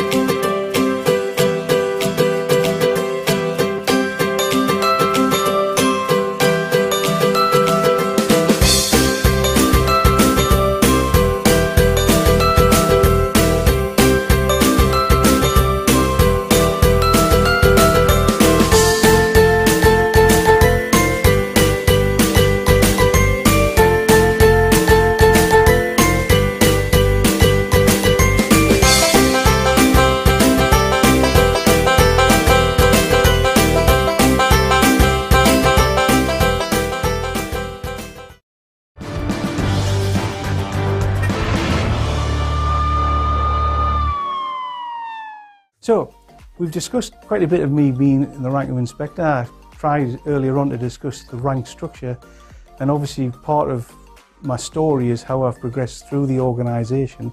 And I just concluded before there talking about the strength and power and having a good woman by your side, behind you, and in some ways in front of you. So I actually moved up to the next rank, which was Chief Inspector. Now it's a totally different thing. You're moving quite a bit from the operational role, but it's now got a lot of management to it. And within the context of the Chief Inspector role, I now have an overall responsibility along with another individual for over 200 police officers and staff. That's totally different, because now you've got your inspectors doing the job you were doing. And the big thing about learning is the fact that you know you can do the inspector's job, but you don't want to encroach on their ability to do their job. They only need to know that I'm about when they need me, or sometimes when the situation arises that they can't cope with or it needs to go to a different level. And that's what I did as an inspector. I mentioned before, I had a person who was above me when I needed to go to. So I'm now at a location called Whitley Bay, which is in the Newcastle area. And we have a very vibrant nightlife, and I mean vibrant. Every bank holiday, the only thing the local newspapers wanted to know was how many people we'd arrested for drunkenness or antisocial behaviour, and it regularly ran at about 35 to 40 people in maybe a 10-hour period. But we knew that one of the larger establishments was having one or two little issues. So what we did was we do work with, it's not quite like on the television, but we do have officers who work in plain clothes and work in an undercover capacity. And we recognised by doing the nightlife scenario that we had significant drug dealing going on at a premises in the Tynemouth area. Now, this is a totally different perspective of dealing with a day-to-day telephone call incident where somebody rings up and there's a problem, stolen car, burglary, etc. This is about assimilating evidence, creating a file and striking at the right time to ensure the individuals who are a scourge on society, particularly with drug dealing, are at the stage where basically once they're arrested, the evidence has already been achieved, as opposed to the other way around when you arrest somebody and have to find the evidence. So we spent 2 months with undercover officers dealing with this particular incident. We had the evidence, and it seems strange, but we'd bought an awful lot of drugs. Now, you don't expect your police officers to buy drugs, but obviously we're assimilating evidence.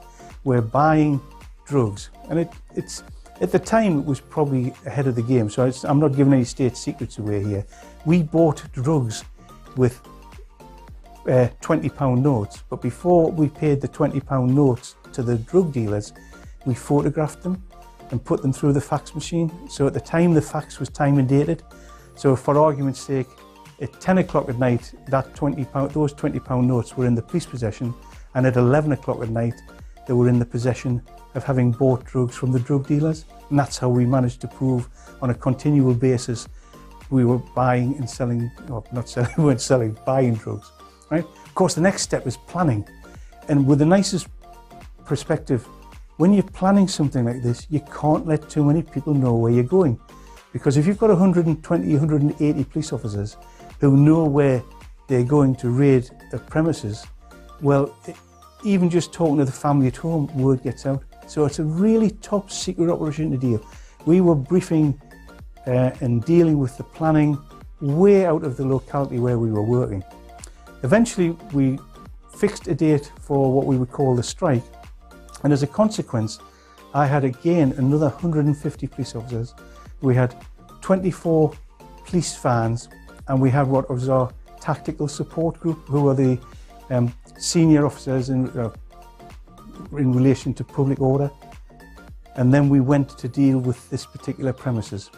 We also had the undercover officers in. Anyway, we go to this premises and we have to seal the roads, put an outer cordon in, and we arrest the individuals involved.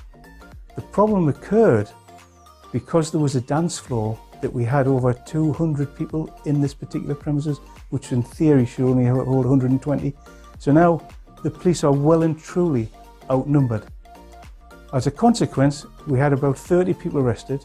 Every arrest then took 2 police officers.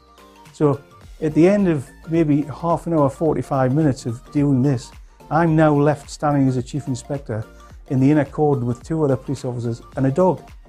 And the dog's got a little bit of a story for me, isn't it? But anyway, we managed that procedure. We arrested them. Ultimately, the premises were closed. The drug dealers went to prison. But the next step of this, and this is where it all comes into how you learn and plan, and some of the earlier things come together, was the fact that the press, the television, nationally and locally, want to know what you've done. These are big stories. So this is where you now move into another area of responsibility, which is doing the press conference or even just a stand-up interview. And I always remember, I'd learnt these words, but when I was asked the question, and I can repeat it now, I'd say, look, when we have information that there are dealings or problems, we will act swiftly and decisively to eradicate the problem.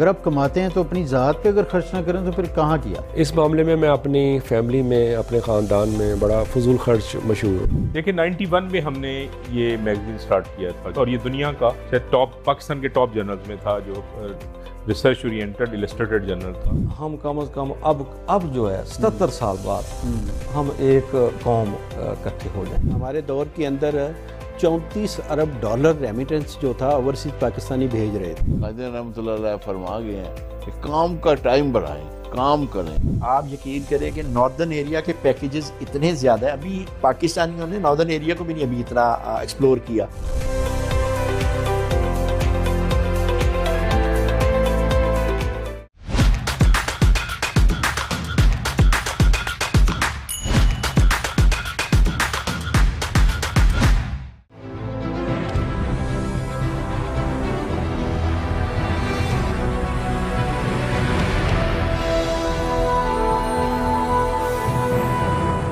आप लोगों ने पहले भी आवाज़ उठाई इस्लामाबाद में गैर, बिजली के ख़िलाफ़, महंगाई के ख़िलाफ़, तो आप लोगों की आवाज़ सुनी नहीं गई। देखिए जमात इस्लामी ने महंगाई के ख़िलाफ़ और ख़ास तौर पर बिजली के बिलों में होश रुबा इजाफे के ख़िलाफ़ हमने आवाज़ बुलंद की थी। 300 यूनिट तक का उन्होंने कहा था कि हम सोलर सिस्टम देंगे। हाँ जी। कराची में, सिंध में देना शुरू किया हुआ, वहाँ वो हमारी हुकूमत है, पूरे पाकिस्तान में हमारी हुकूमत नहीं है। टैक्स देना हर शख्स की जिम्मेदारी है, हर ताजिर की जिम्मेदारी है।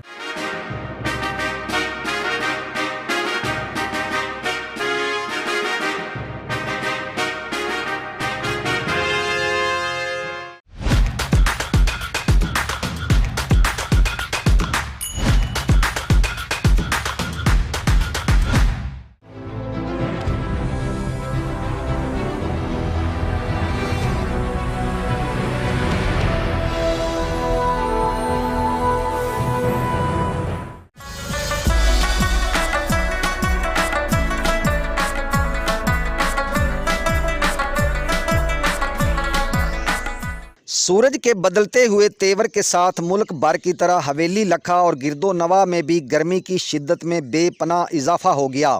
गर्मी की शिद्दत की वजह से शहरियों ने हवेली लखा रोड, अड्डा हेड सुलेमान की, जिसे मुल्तान दिल्ली रोड भी कहा जाता है, सड़क किनारे लगे घने दरख्तों की छाँव के नीचे कैम मशरूबात पॉइंट का रुख कर लिया, जहाँ पर मुख्तलिफ़ किस्म की मशरूबात के पॉइंट कैम हैं। यहाँ पर गन्ने का रस, सिकंजबी, सरदियाई, सत्तू और इमली के शरबत समेत मुतद्दद मशरूबात के ठेले लगे हुए हैं। गर्मी की शिद्दत को कम करने के लिए यहाँ मशरूब पीने लोग जौक दर जौक आते हैं और ठंडे मशरूबात पीकर राहत महसूस करते हैं। हैड सुलेमान की इलाका की सरदियाई बहुत मशहूर है, जिसमें बादाम, खशखाश, सौंफ, ज़ीरा, छोटी इलायची, चार मगज़ और दीगर अशिया मिलाकर तैयार की जाती है, जो पीने वालों के लिए खुश ज़ैक़ा होने के साथ गर्मी की शिद्दत कम करके दिल को सुकून, ठंडक और राहत बख्शती है। रिपोर्ट शाद सईद वट्टू, नुमाइंदा South Asia, Global TV, head Sulemanki Haveli लखा।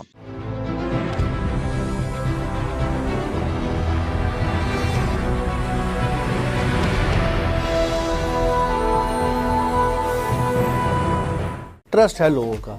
मुझे लगता है आप लोगों तक रसाई नहीं आपकी हो पाती। आपका मंशूर क्या है? किसी सियासी जमात में इतना अच्छा इंतखाबी कमीशन नहीं है। अच्छे कंटेंट देखना चाहें तो फिर डेफिनेटली आहिस्ता सा चेंज तो आएगा ना, ग्रेजुअल। तमाम 12 ज़ोडिक साइन के ऊपर मुझे अबूर है। दुबई के पास वसाइल थे, आज पाकिस्तान के पास तो बहुत कुछ है। जो सेफ सिटी के हवाले से है वो अब तो काफ़ी ज़्यादा जो है दोबारा वर्किंग में आ गए हैं। हाँ, एक टाइम आया था जब काफ़ी कम हो गए थे। 50 तो स्टार नहीं हो सकते, स्टार तो 3-4 ही होंगे किसी भी फील्ड के। बच्चे को देखा कि वो एक ऐप के अंदर घुसा हुआ है जिसको टिकटॉक कहते हैं।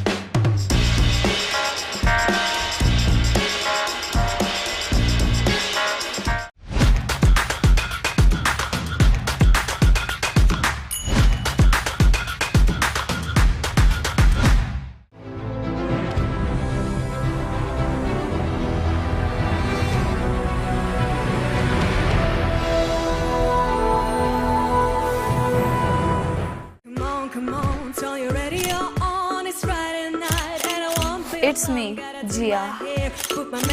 This is my street vibes.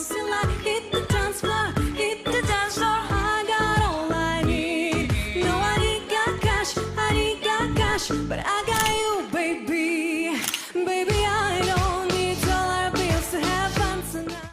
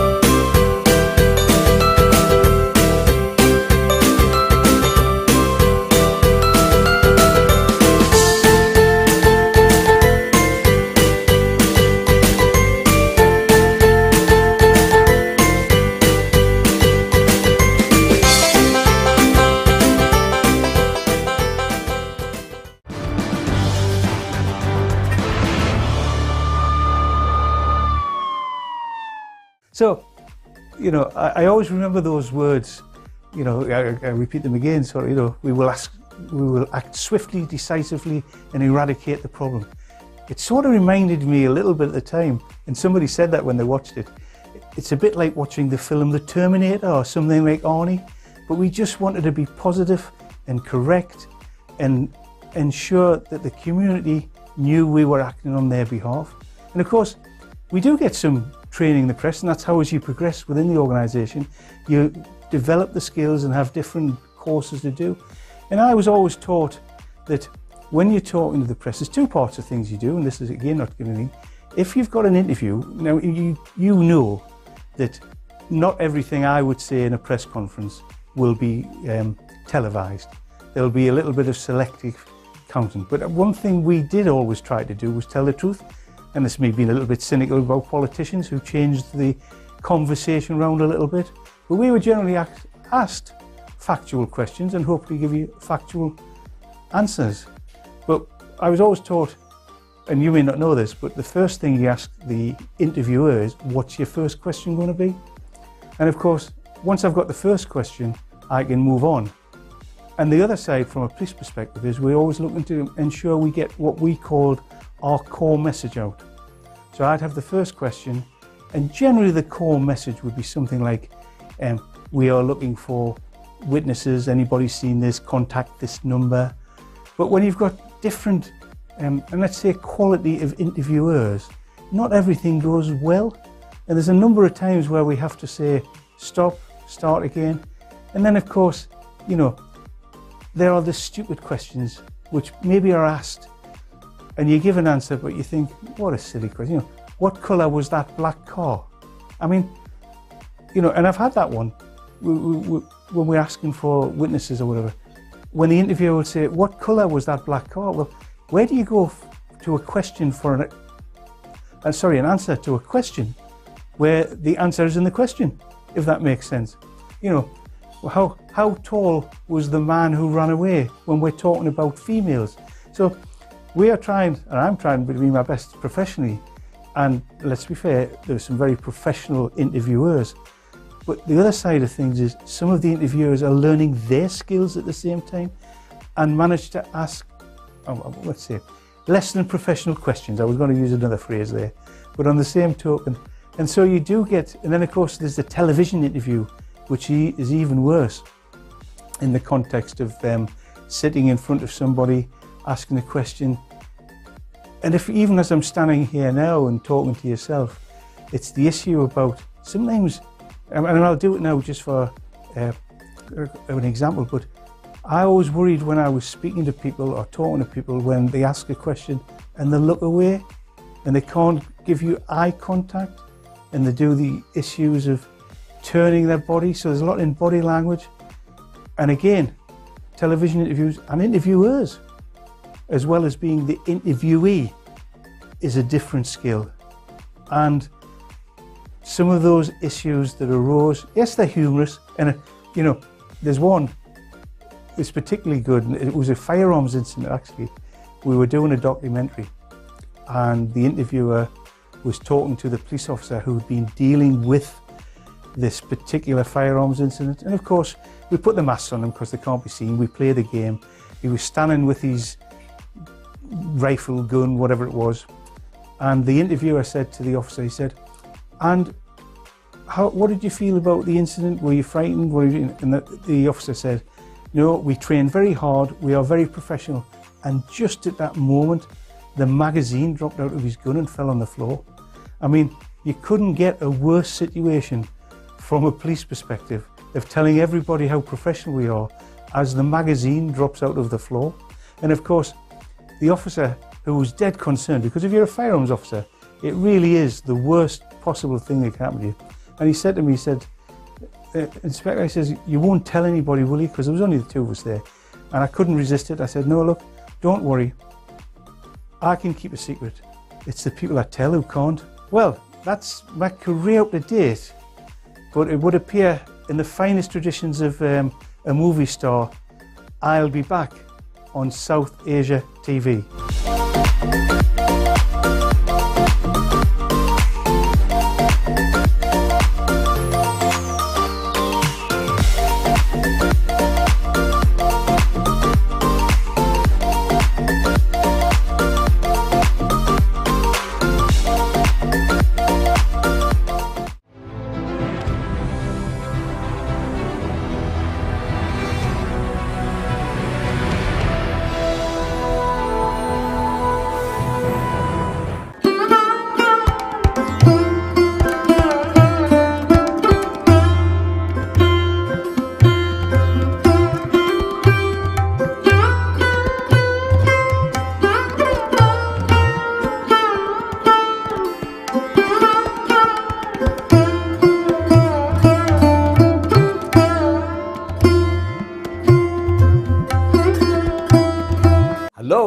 Dr. Anand here to tell you about unleashing your inner power.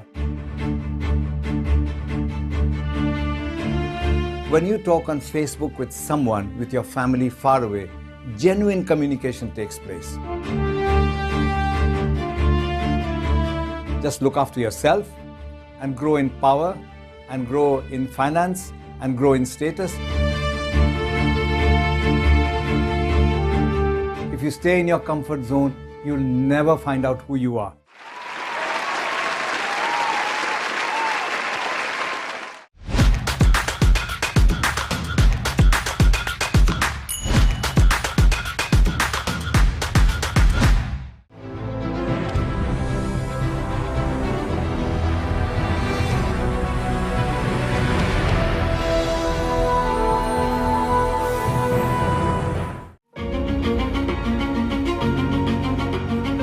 Hello, I'm Robin Ashby.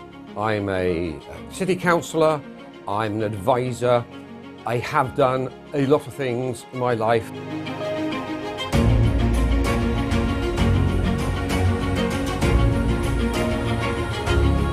Mix some hot Chileans, cool Jamaicans, Dominicans, Trinidadians and Bajans with some Ethiopians, Chinese, Vietnamese and Sudanese. There were 282,000 people who came here to study. We can absolutely understand that first generation come here and they're in a strange land where they have to learn new customs and it's cold as well.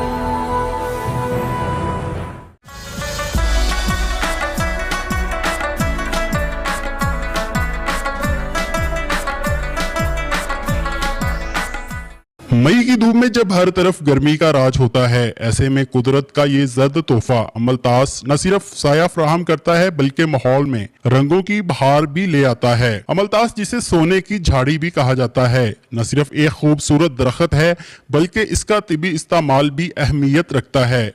इसके फल जिसे मुकामी तौर पर सना कहा जाता है, कई यूनानी नुस्खों में बतौर दवा इस्तेमाल होते हैं। शहरियों का बात करते हुए कहना था कि जर्द रंग के फूल बहुत ही प्यारे लग रहे हैं। हम रोजाना कॉलेज जाते हैं तो इन्हें देखते हैं तो दिल बाग बाग हो जाता है। हुकूमत को चाहिए कि ऐसे दरख्त ज्यादा से ज्यादा लगाए। ये जर्द रंग के फूल बहुत खूबसूरत हैं और सुबह के टाइम जब हम आते हैं तो कॉलेज में बहुत खूबसूरत लगते हैं और दोपहर के टाइम भी छाँव का इंतज़ाम करते हैं हमारे लिए। और मसला ये है कि ये बहुत कम है तादाद में, हमें चाहिए और हुकूमत को चाहिए कि इसको और ज़्यादा बढ़ाएं और इनकी तादाद में इजाफा करें और शहर के मुख्तलिफ इलाकों में ऐसे पौधे लगाएं। शहरियों का कहना है कि ये दरख्त सिर्फ जीनत नहीं बल्कि माहौलियाती तहफ़्फ़ुज़ का जरिया भी है। ये गर्दो गुबार को जज़ब करते हैं और ऑक्सीजन फ्राहम करते हैं और शदीद गर्मी के मौसम में ठंडी छाँव बांटते हैं। जब सूरज तप रहा हो और हवा भी थम जाए, ऐसे में अमलतास के जर्द फूल कसूर वालों के दिलों पर ठंडक का फाहा रखते हैं।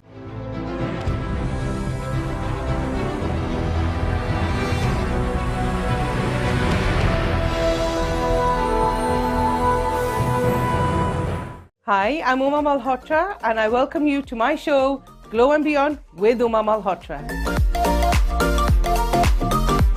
Why should I get that facial? Why should I go for a Repicharge facial then an O3 facial? We do the research for you. So we make sure we give you the best. For example, you got fat lash. A client was allergic to fat lash, so I did a London lash patch test on her. She was absolutely fine with London lash. So I used the London lash.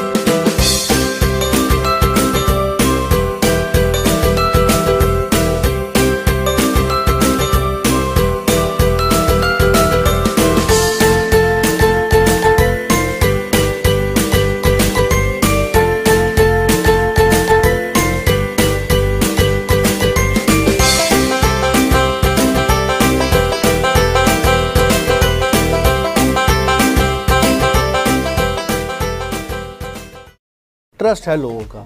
मुझे लगता है आप लोगों तक रसाई नहीं आपकी हो पाती। आपका मंशूर क्या है?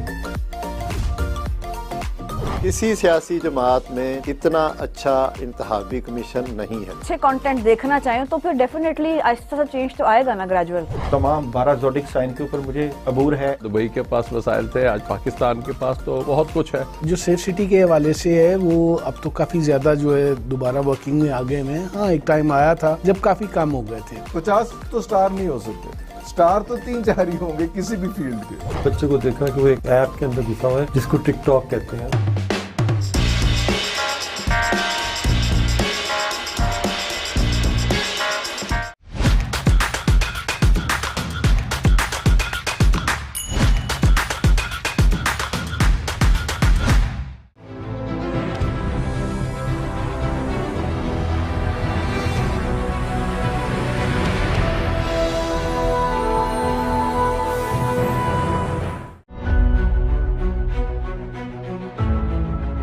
Hello and welcome to Business ABC. But the number one reason why businesses fail, whether they are starting or scaling or growing, is because of money. And when you go to them with an idea, they will always go, "Oh, great idea. Oh, vadya." The best businesses either fix something or they make them better. Where it's legal or where it's contract, take your time.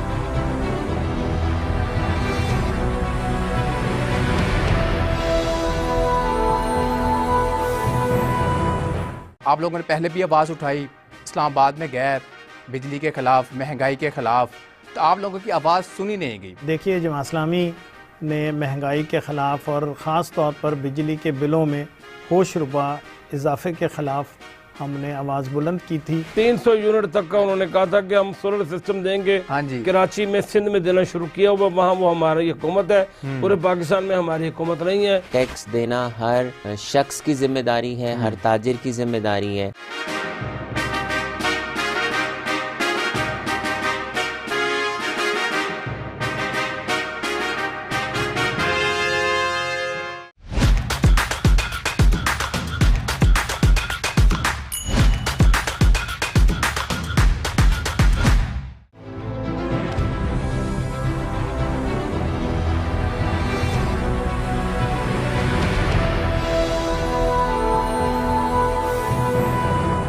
अगर आप कमाते हैं तो अपनी ज़ात पे अगर खर्च ना करें तो फिर कहाँ किया? इस मामले में मैं अपनी फैमिली में, अपने ख़ानदान में बड़ा फजूल खर्च मशहूर हूँ। देखिए 91 में हमने ये मैगजीन स्टार्ट किया था और ये दुनिया का शायद टॉप, पाकिस्तान के टॉप जर्नल्स में था, जो रिसर्च ओरिएंटेड इलस्ट्रेटेड जर्नल था। हम कम से कम अब जो है 77 साल बाद हम एक कौम इकट्ठे हो जाए। हमारे दौर के अंदर 34 अरब डॉलर रेमिटेंस जो था ओवरसीज पाकिस्तानी भेज रहे थे। रहमतुल्लाह फरमा गए हैं कि काम का टाइम बढ़ाएं, काम करें। आप यकीन करें कि नॉर्दर्न एरिया के पैकेजेस इतने ज़्यादा है, अभी पाकिस्तानियों ने नॉर्दर्न एरिया को भी नहीं अभी इतना एक्सप्लोर किया।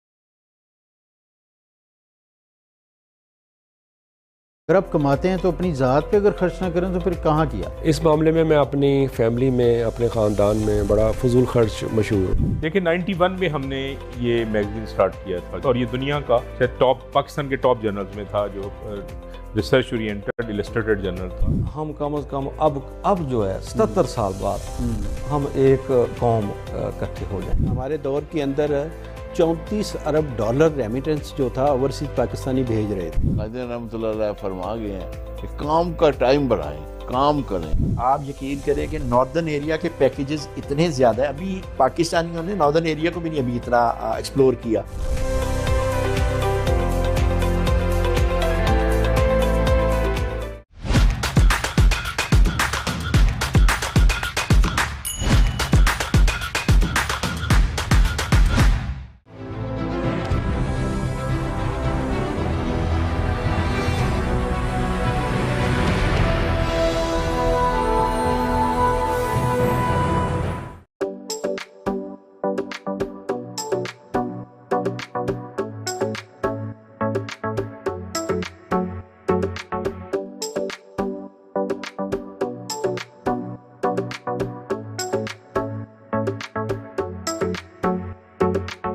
लाहौर के शाह आलम चौक में एक ऐसी मस्जिद वाक़या है जिसे एक रात में तामीर किया गया था।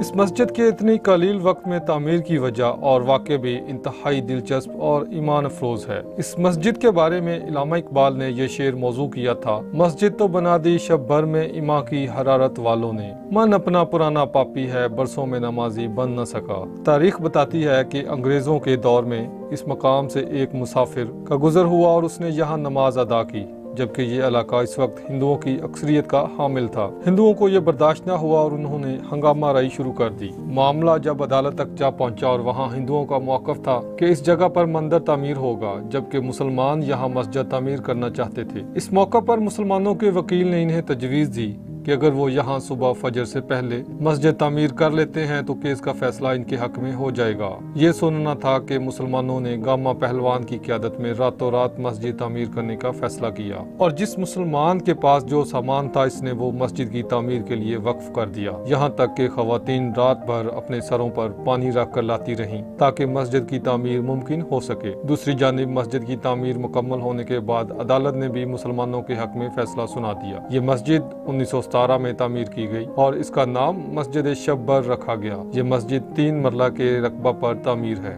दर्ज बाला कथा तो इस रवायत पर मबनी है जो सीना बसीना चलती आ रही है और ज़बान ज़दे आम है, यानी हर एक ने ज़ेब दास्तान के लिए हस्बे ज़रूरत इसमें इजाफा किया। असल मामला थोड़ा मुख्तलिफ है। नकूश लाहौर नंबर में इस मस्जिद की तामीर का मामला कुछ इस तरह दर्ज है। दा में यहाँ पर एक कच्चा सा चबूतरा था जिस पर लोग नमाज पढ़ा करते थे। इसके करीब ही हिंदुओं का एक मंदिर तामीर हुआ। मुसलमानों को मस्जिद पुख्ता करने का ख्याल आया तो हुकूमत ने हिंदू मुस्लिम फसाद के पेश नज़र इसकी इजाज़त न दी। मई 1922 में एक रोज पुरजोश नौजवानों ने आपस में मशवरा करके रात में यहाँ मस्जिद खड़ी कर दी। वो इशा की नमाज के बाद काम पर लगे और फजर की नमाज के बाद फारिग हुए।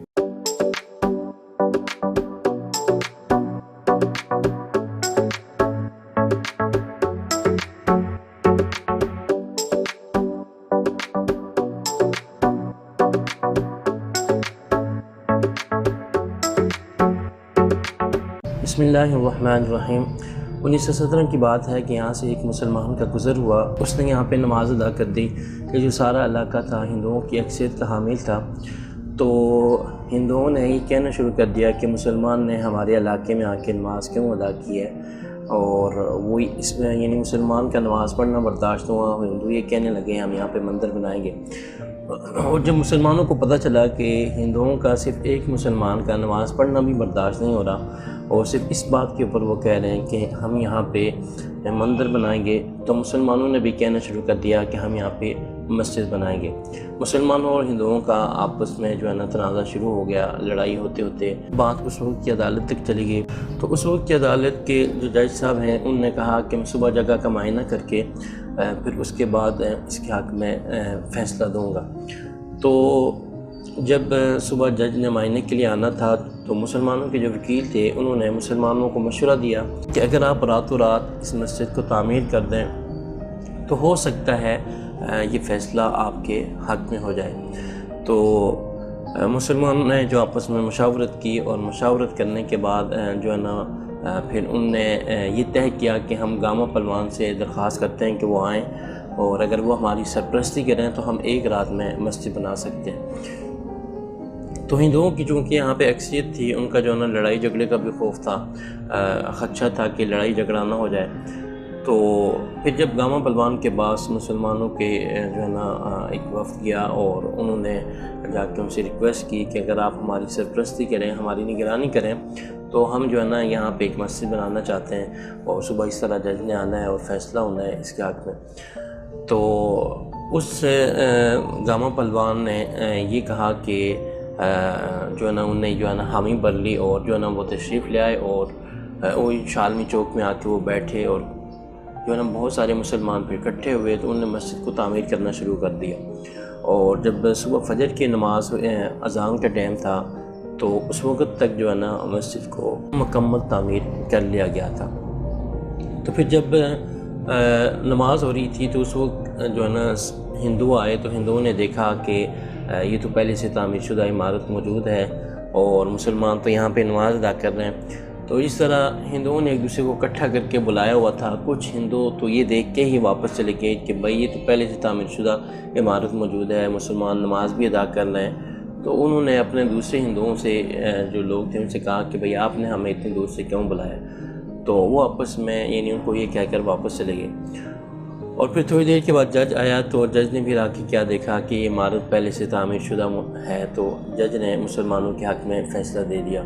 उस वक्त ये कानून होता था कि कोई भी मज़हबी इबादतगाह अगर पहले से तामीर शुदा है तो उसको गिराया नहीं जा सकता था। तो फिर जब अल्लामा इकबाल को पता चला कि मुसलमानों ने एक रात में मस्जिद तामीर कर दी है, तो फिर अल्लामा इकबाल ने ये शेर कहा था कि मस्जिद तो बना दी शब भर में, ईमान की हरारत वालों ने मन अपना पराना पापी है कि बरसों में नमाजी बन ना सका। और इस मस्जिद को जो है ना 1917 में बनी, फिर इसी तरह मुख्तलिफ़ औक़ात में इसको रिपेयर किया जाता रहता है।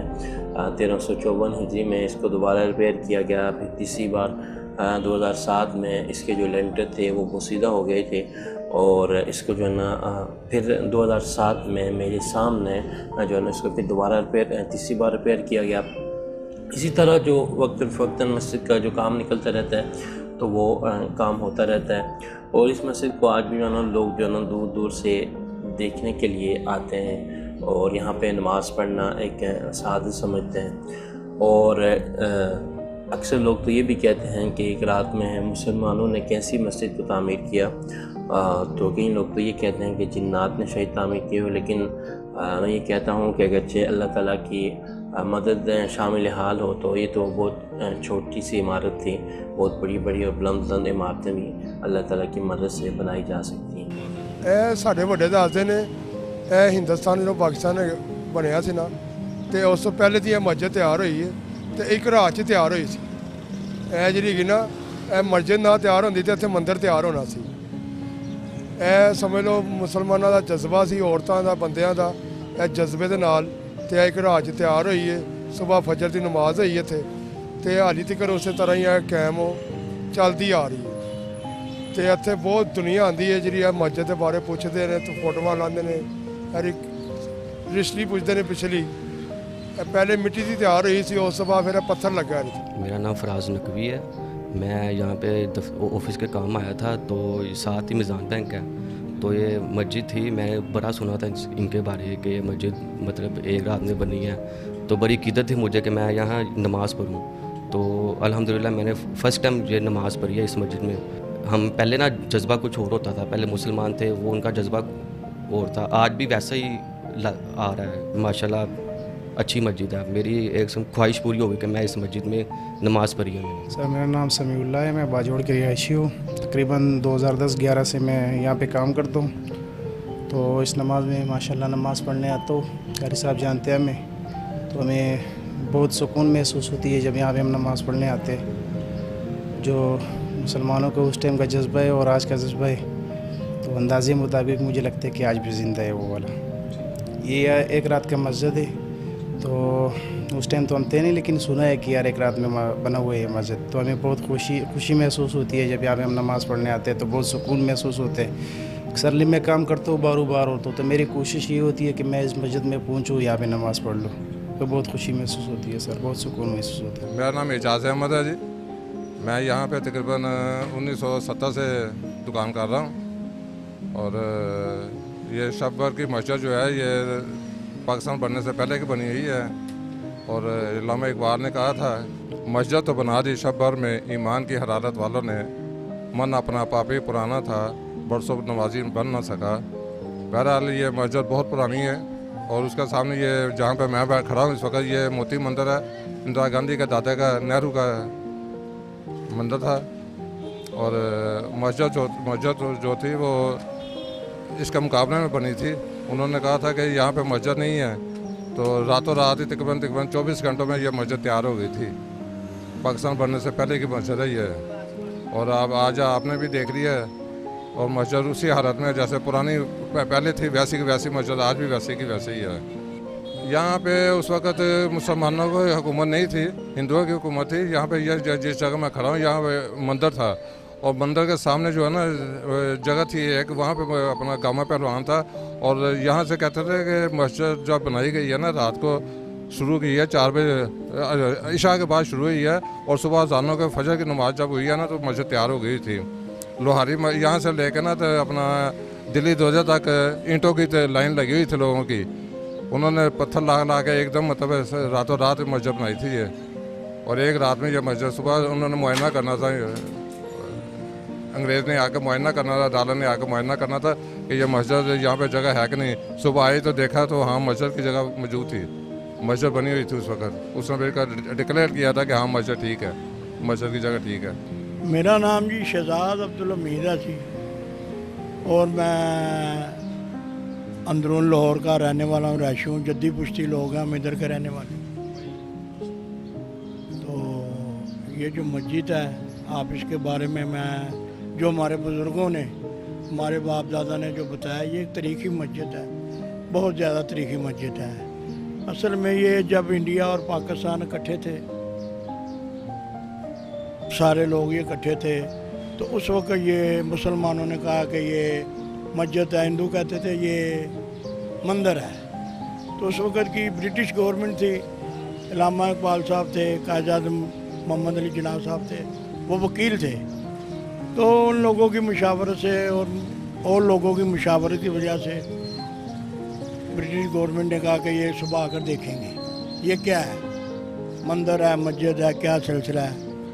तो मुसलमानों में आपको पता ही है क्या जज्बा होता है। ये आपने जब इस्लाम की बात पे आता है तो वो अल्लाह के हुक्म से फिर और बन जाता है मसला।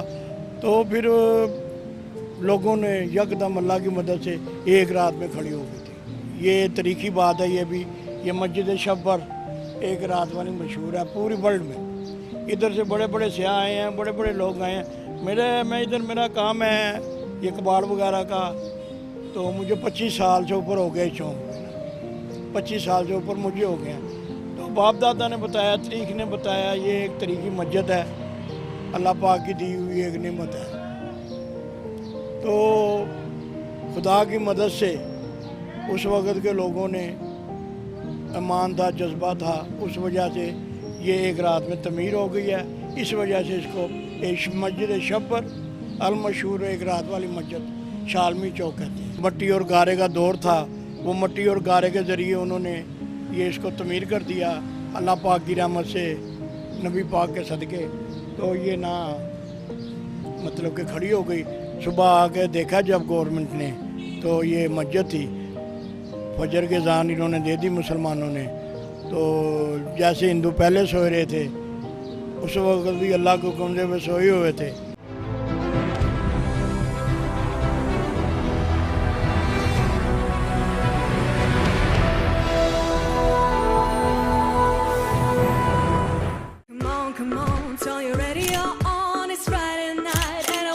It's me, Jia. This is my Street Vibes.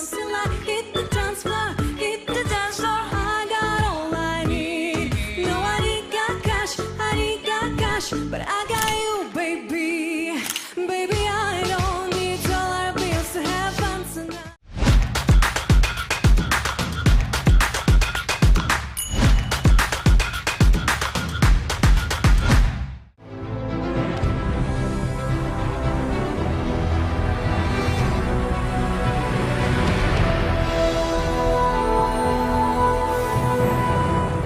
Hello, Dr. Anand here to tell you about unleashing your inner power.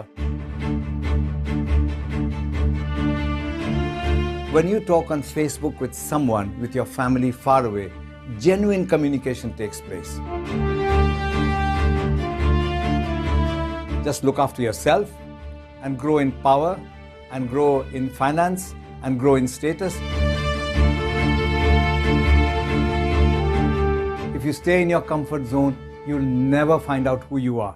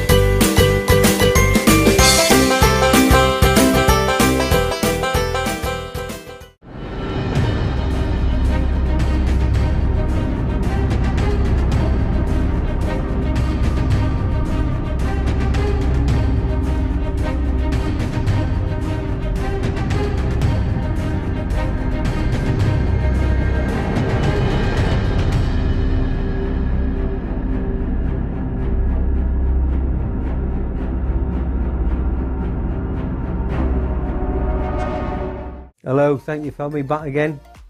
Terence South here talking to you about the Falklands conflict in line of duty.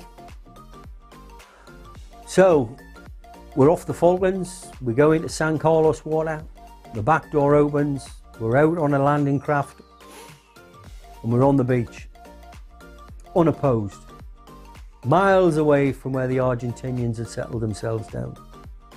So we're off and we set ourselves up in San Carlos water. And there it is, 2 or 3 large ships in the water. We're on the land, all done overnight. You don't know who's where, there's so much going on. You want to shoot, but you don't know where to shoot. It's a real strange experience. You want to start the fight, but where are they? Real disturbing sort of feelings. So anyway, we're in San Carlos water, dawn breaks, and everybody stood to, ready. What's happening?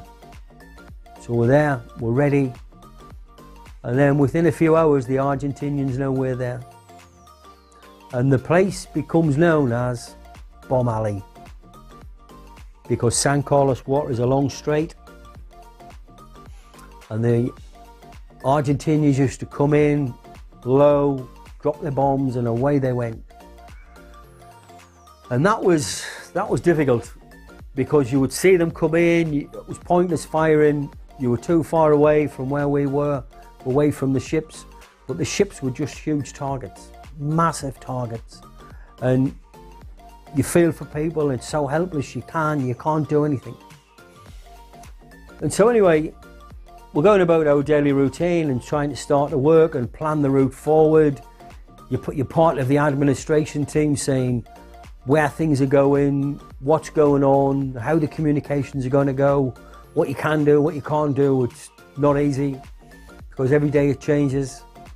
And all the guys that you do know, you're now starting to go, right, I'm listening.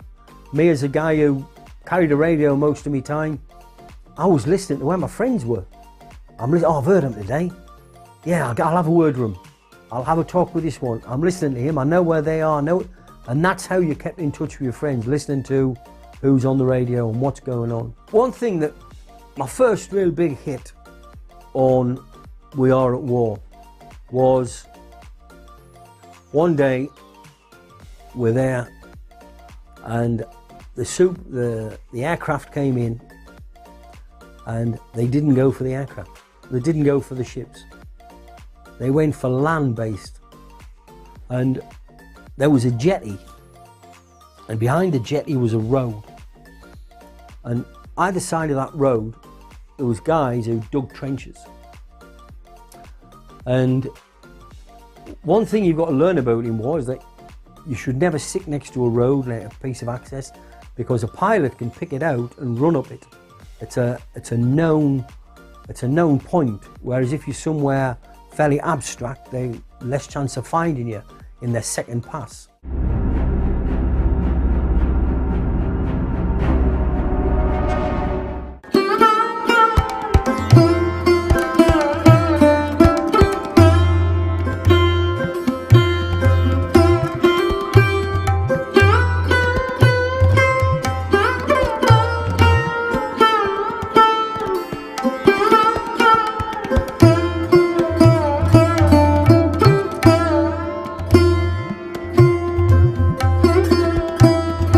Hi, I'm Uma Malhotra and I welcome you to my show, Glow and Beyond with Uma Malhotra. Why should I get that facial? Why should I go for a rapid charge facial, then an O3 facial? We do the research for you. So we make sure we give you the best. For example, you got fat lash. A client was allergic to fat lash, so I did a London Lash patch test on her. She was absolutely fine with London Lash. So I used the London Lash.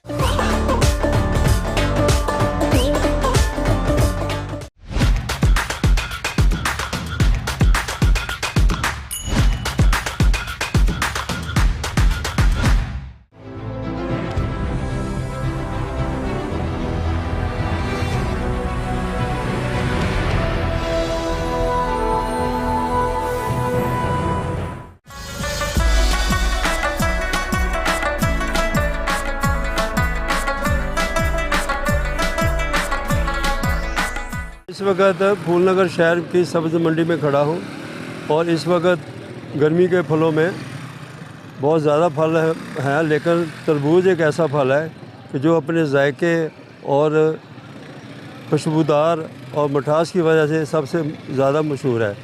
वैसे तो इस वक्त सेब, आड़ू, अमरूद, खुरमानी, लुगाट भी हैं, लेकिन वो महंगे फल हैं जो कि गरीब आवाम की क़ुव्वत ख़रीद से बहुत ज़्यादा हैं।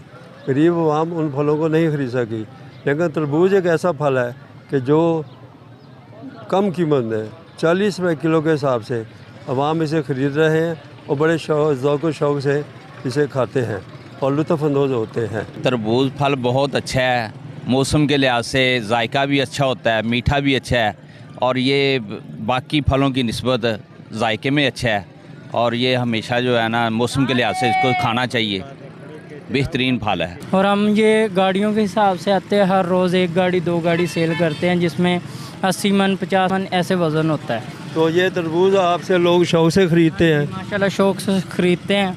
ये देखिए आपने कि इस गर्मी के मौसम में लोग सेहत अफ़ज़ा और खुश जायका तरबूज बड़े शौक़ से ख़रीद रहे हैं और खा रहे हैं।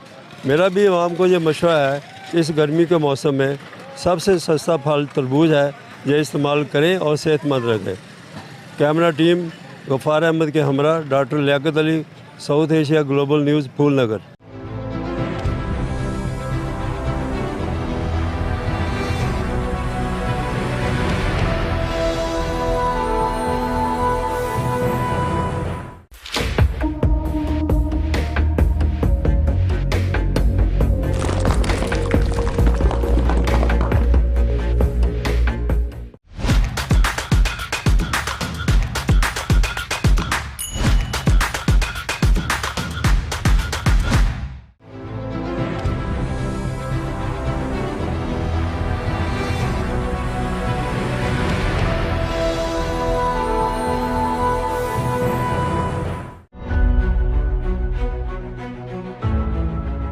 Hello and welcome to Business ABC.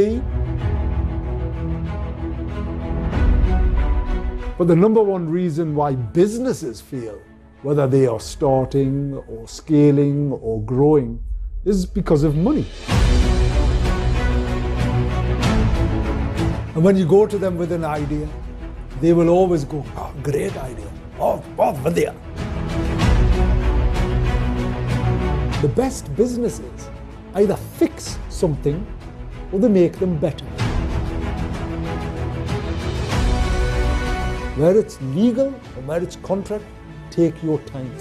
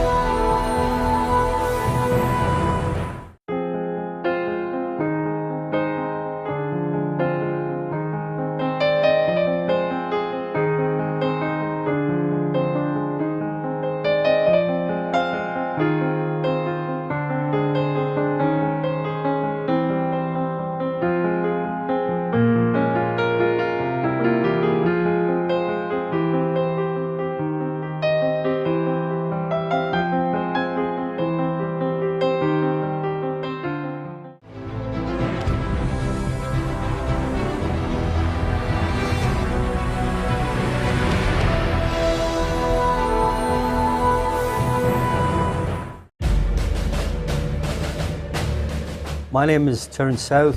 I formerly served in the British Army. We had to go down as the muscle squad and come on, you come with us. She said, "No, let us go, we're fighting." No. I could communicate, I had all the skills for the wirelesses, the radios. I could do that, that was no problem. I could do that blindfolded. Second World War, understood where you were and what you were doing, where your head was.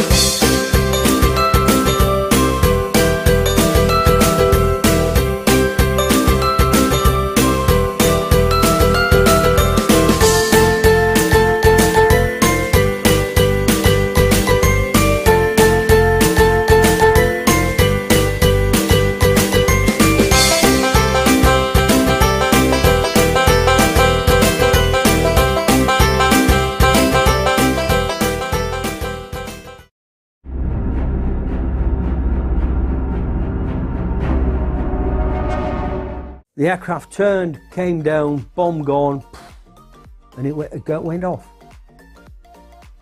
And we lost our first guy. And his name was Gandhi. I'd shared a room with him in Northern Ireland.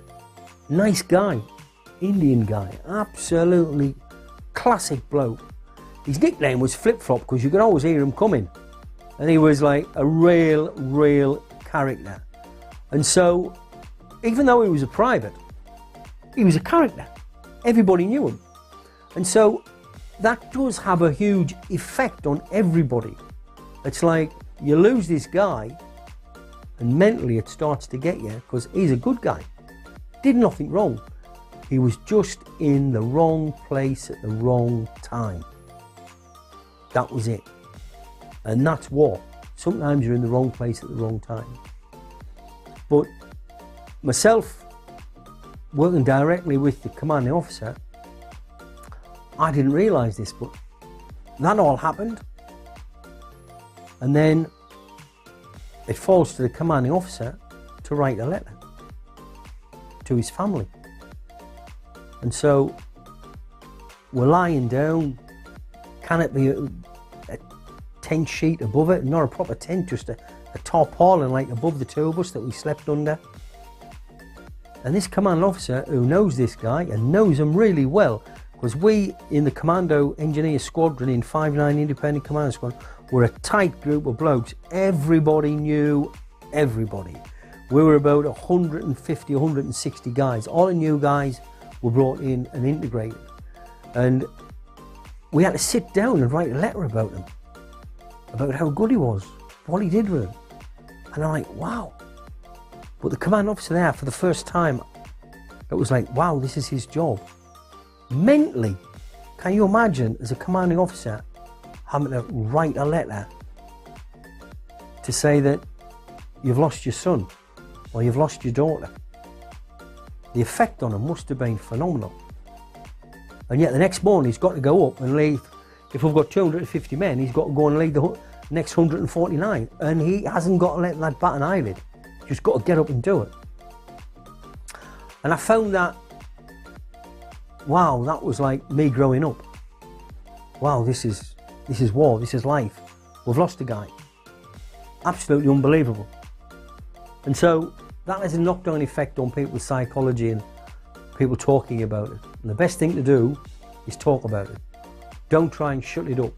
Get it out, get your feelings out, let them be known, and then it's gone. Don't try and bottle it up. So we move on. We start and move towards Stanley. It's quite mountainous, it's really boggy, it's soaking wet, it's cold and it's wet.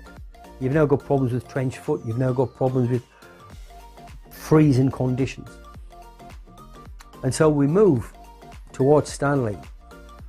And the next big incident we have is at Goose Green. The parachute regiment are going forward and they have some serious opposition in the Argentinian placements there. And so Colonel H. Jones, at the last minute, which was the only option he had in front of him, because they were being reinforced, word had getting out that paratroopers were going to attack, and they were being reinforced, and H. Jones had no option to say, let's up and go. And that's exactly what he did. He got the whole of the parachute battalion to up and go forward. It was something like out of a World War II battle as people went forward, firing down. And then myself, working with Rod MacDonald, word comes back, we lost a guy. We lost a guy, and his name was Mick Melia. Now, I knew Mick years before when I'd been a paratrooper. He'd been in the same troop as me, and it was like a quiet guy, very reserved, totally professional, good at what he did. And there he was, gone. Now the thing about this guy was, he had been in his youth a footballer with Manchester United. He played for the Army football team. He played for the regimental football team, played for the squadron team. He was also a very accomplished swimmer. He'd been on the Commando Forces training team. He was like known by everyone. Mentally, that was our biggest problem. What was going to happen when you lose your best players? Because he was one of our best players. And it's this thing that somebody's got to step up to the plate. People have become hardened and people step up.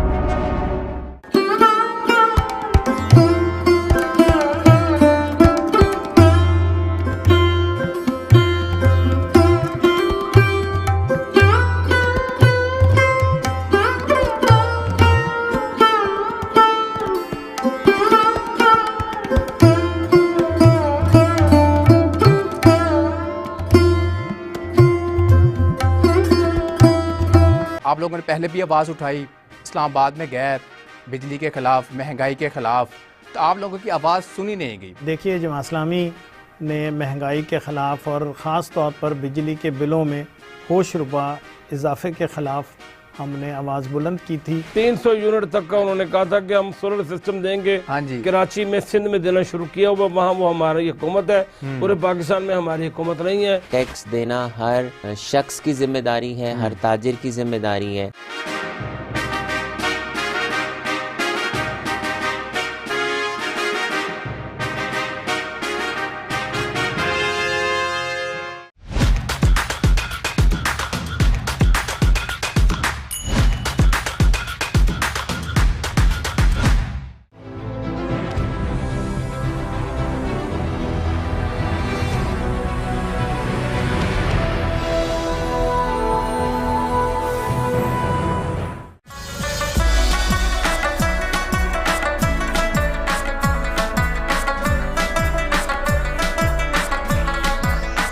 मुल्क के दूसरे शहरों की तरह ननकाना साहब में भी जो गर्मी का ज़ोर जारी है, पारा जो है 40 से 44 डिग्री सेंटीग्रेड तक पहुंच चुका है और महकमा मौसमियात की जानब से आइंदा जो चंद रोज़ है उसमें भी गर्मी की शिद्दत बढ़ने का इम्कान है। गर्मी की शिद्दत बढ़ने के साथ साथ जो हीट वेव है इसमें भी काफ़ी इजाफा हो गया है। तिब्बी माहिरीन के मुताबिक इस गर्मी की शिद्दत से बचने के लिए लोग घरों से कम निकलें, अगर निकलना मजबूरी हो तो सर ढाँप कर निकलें। 12 बजे से लेकर 4 बजे के दरमियान बच्चे और बुजुर्ग भी घरों से कम निकलें। दूसरी जानब महकमा तालीम की जानब से 28 मई से सरकारी स्कूलों में तातीलात का ऐलान भी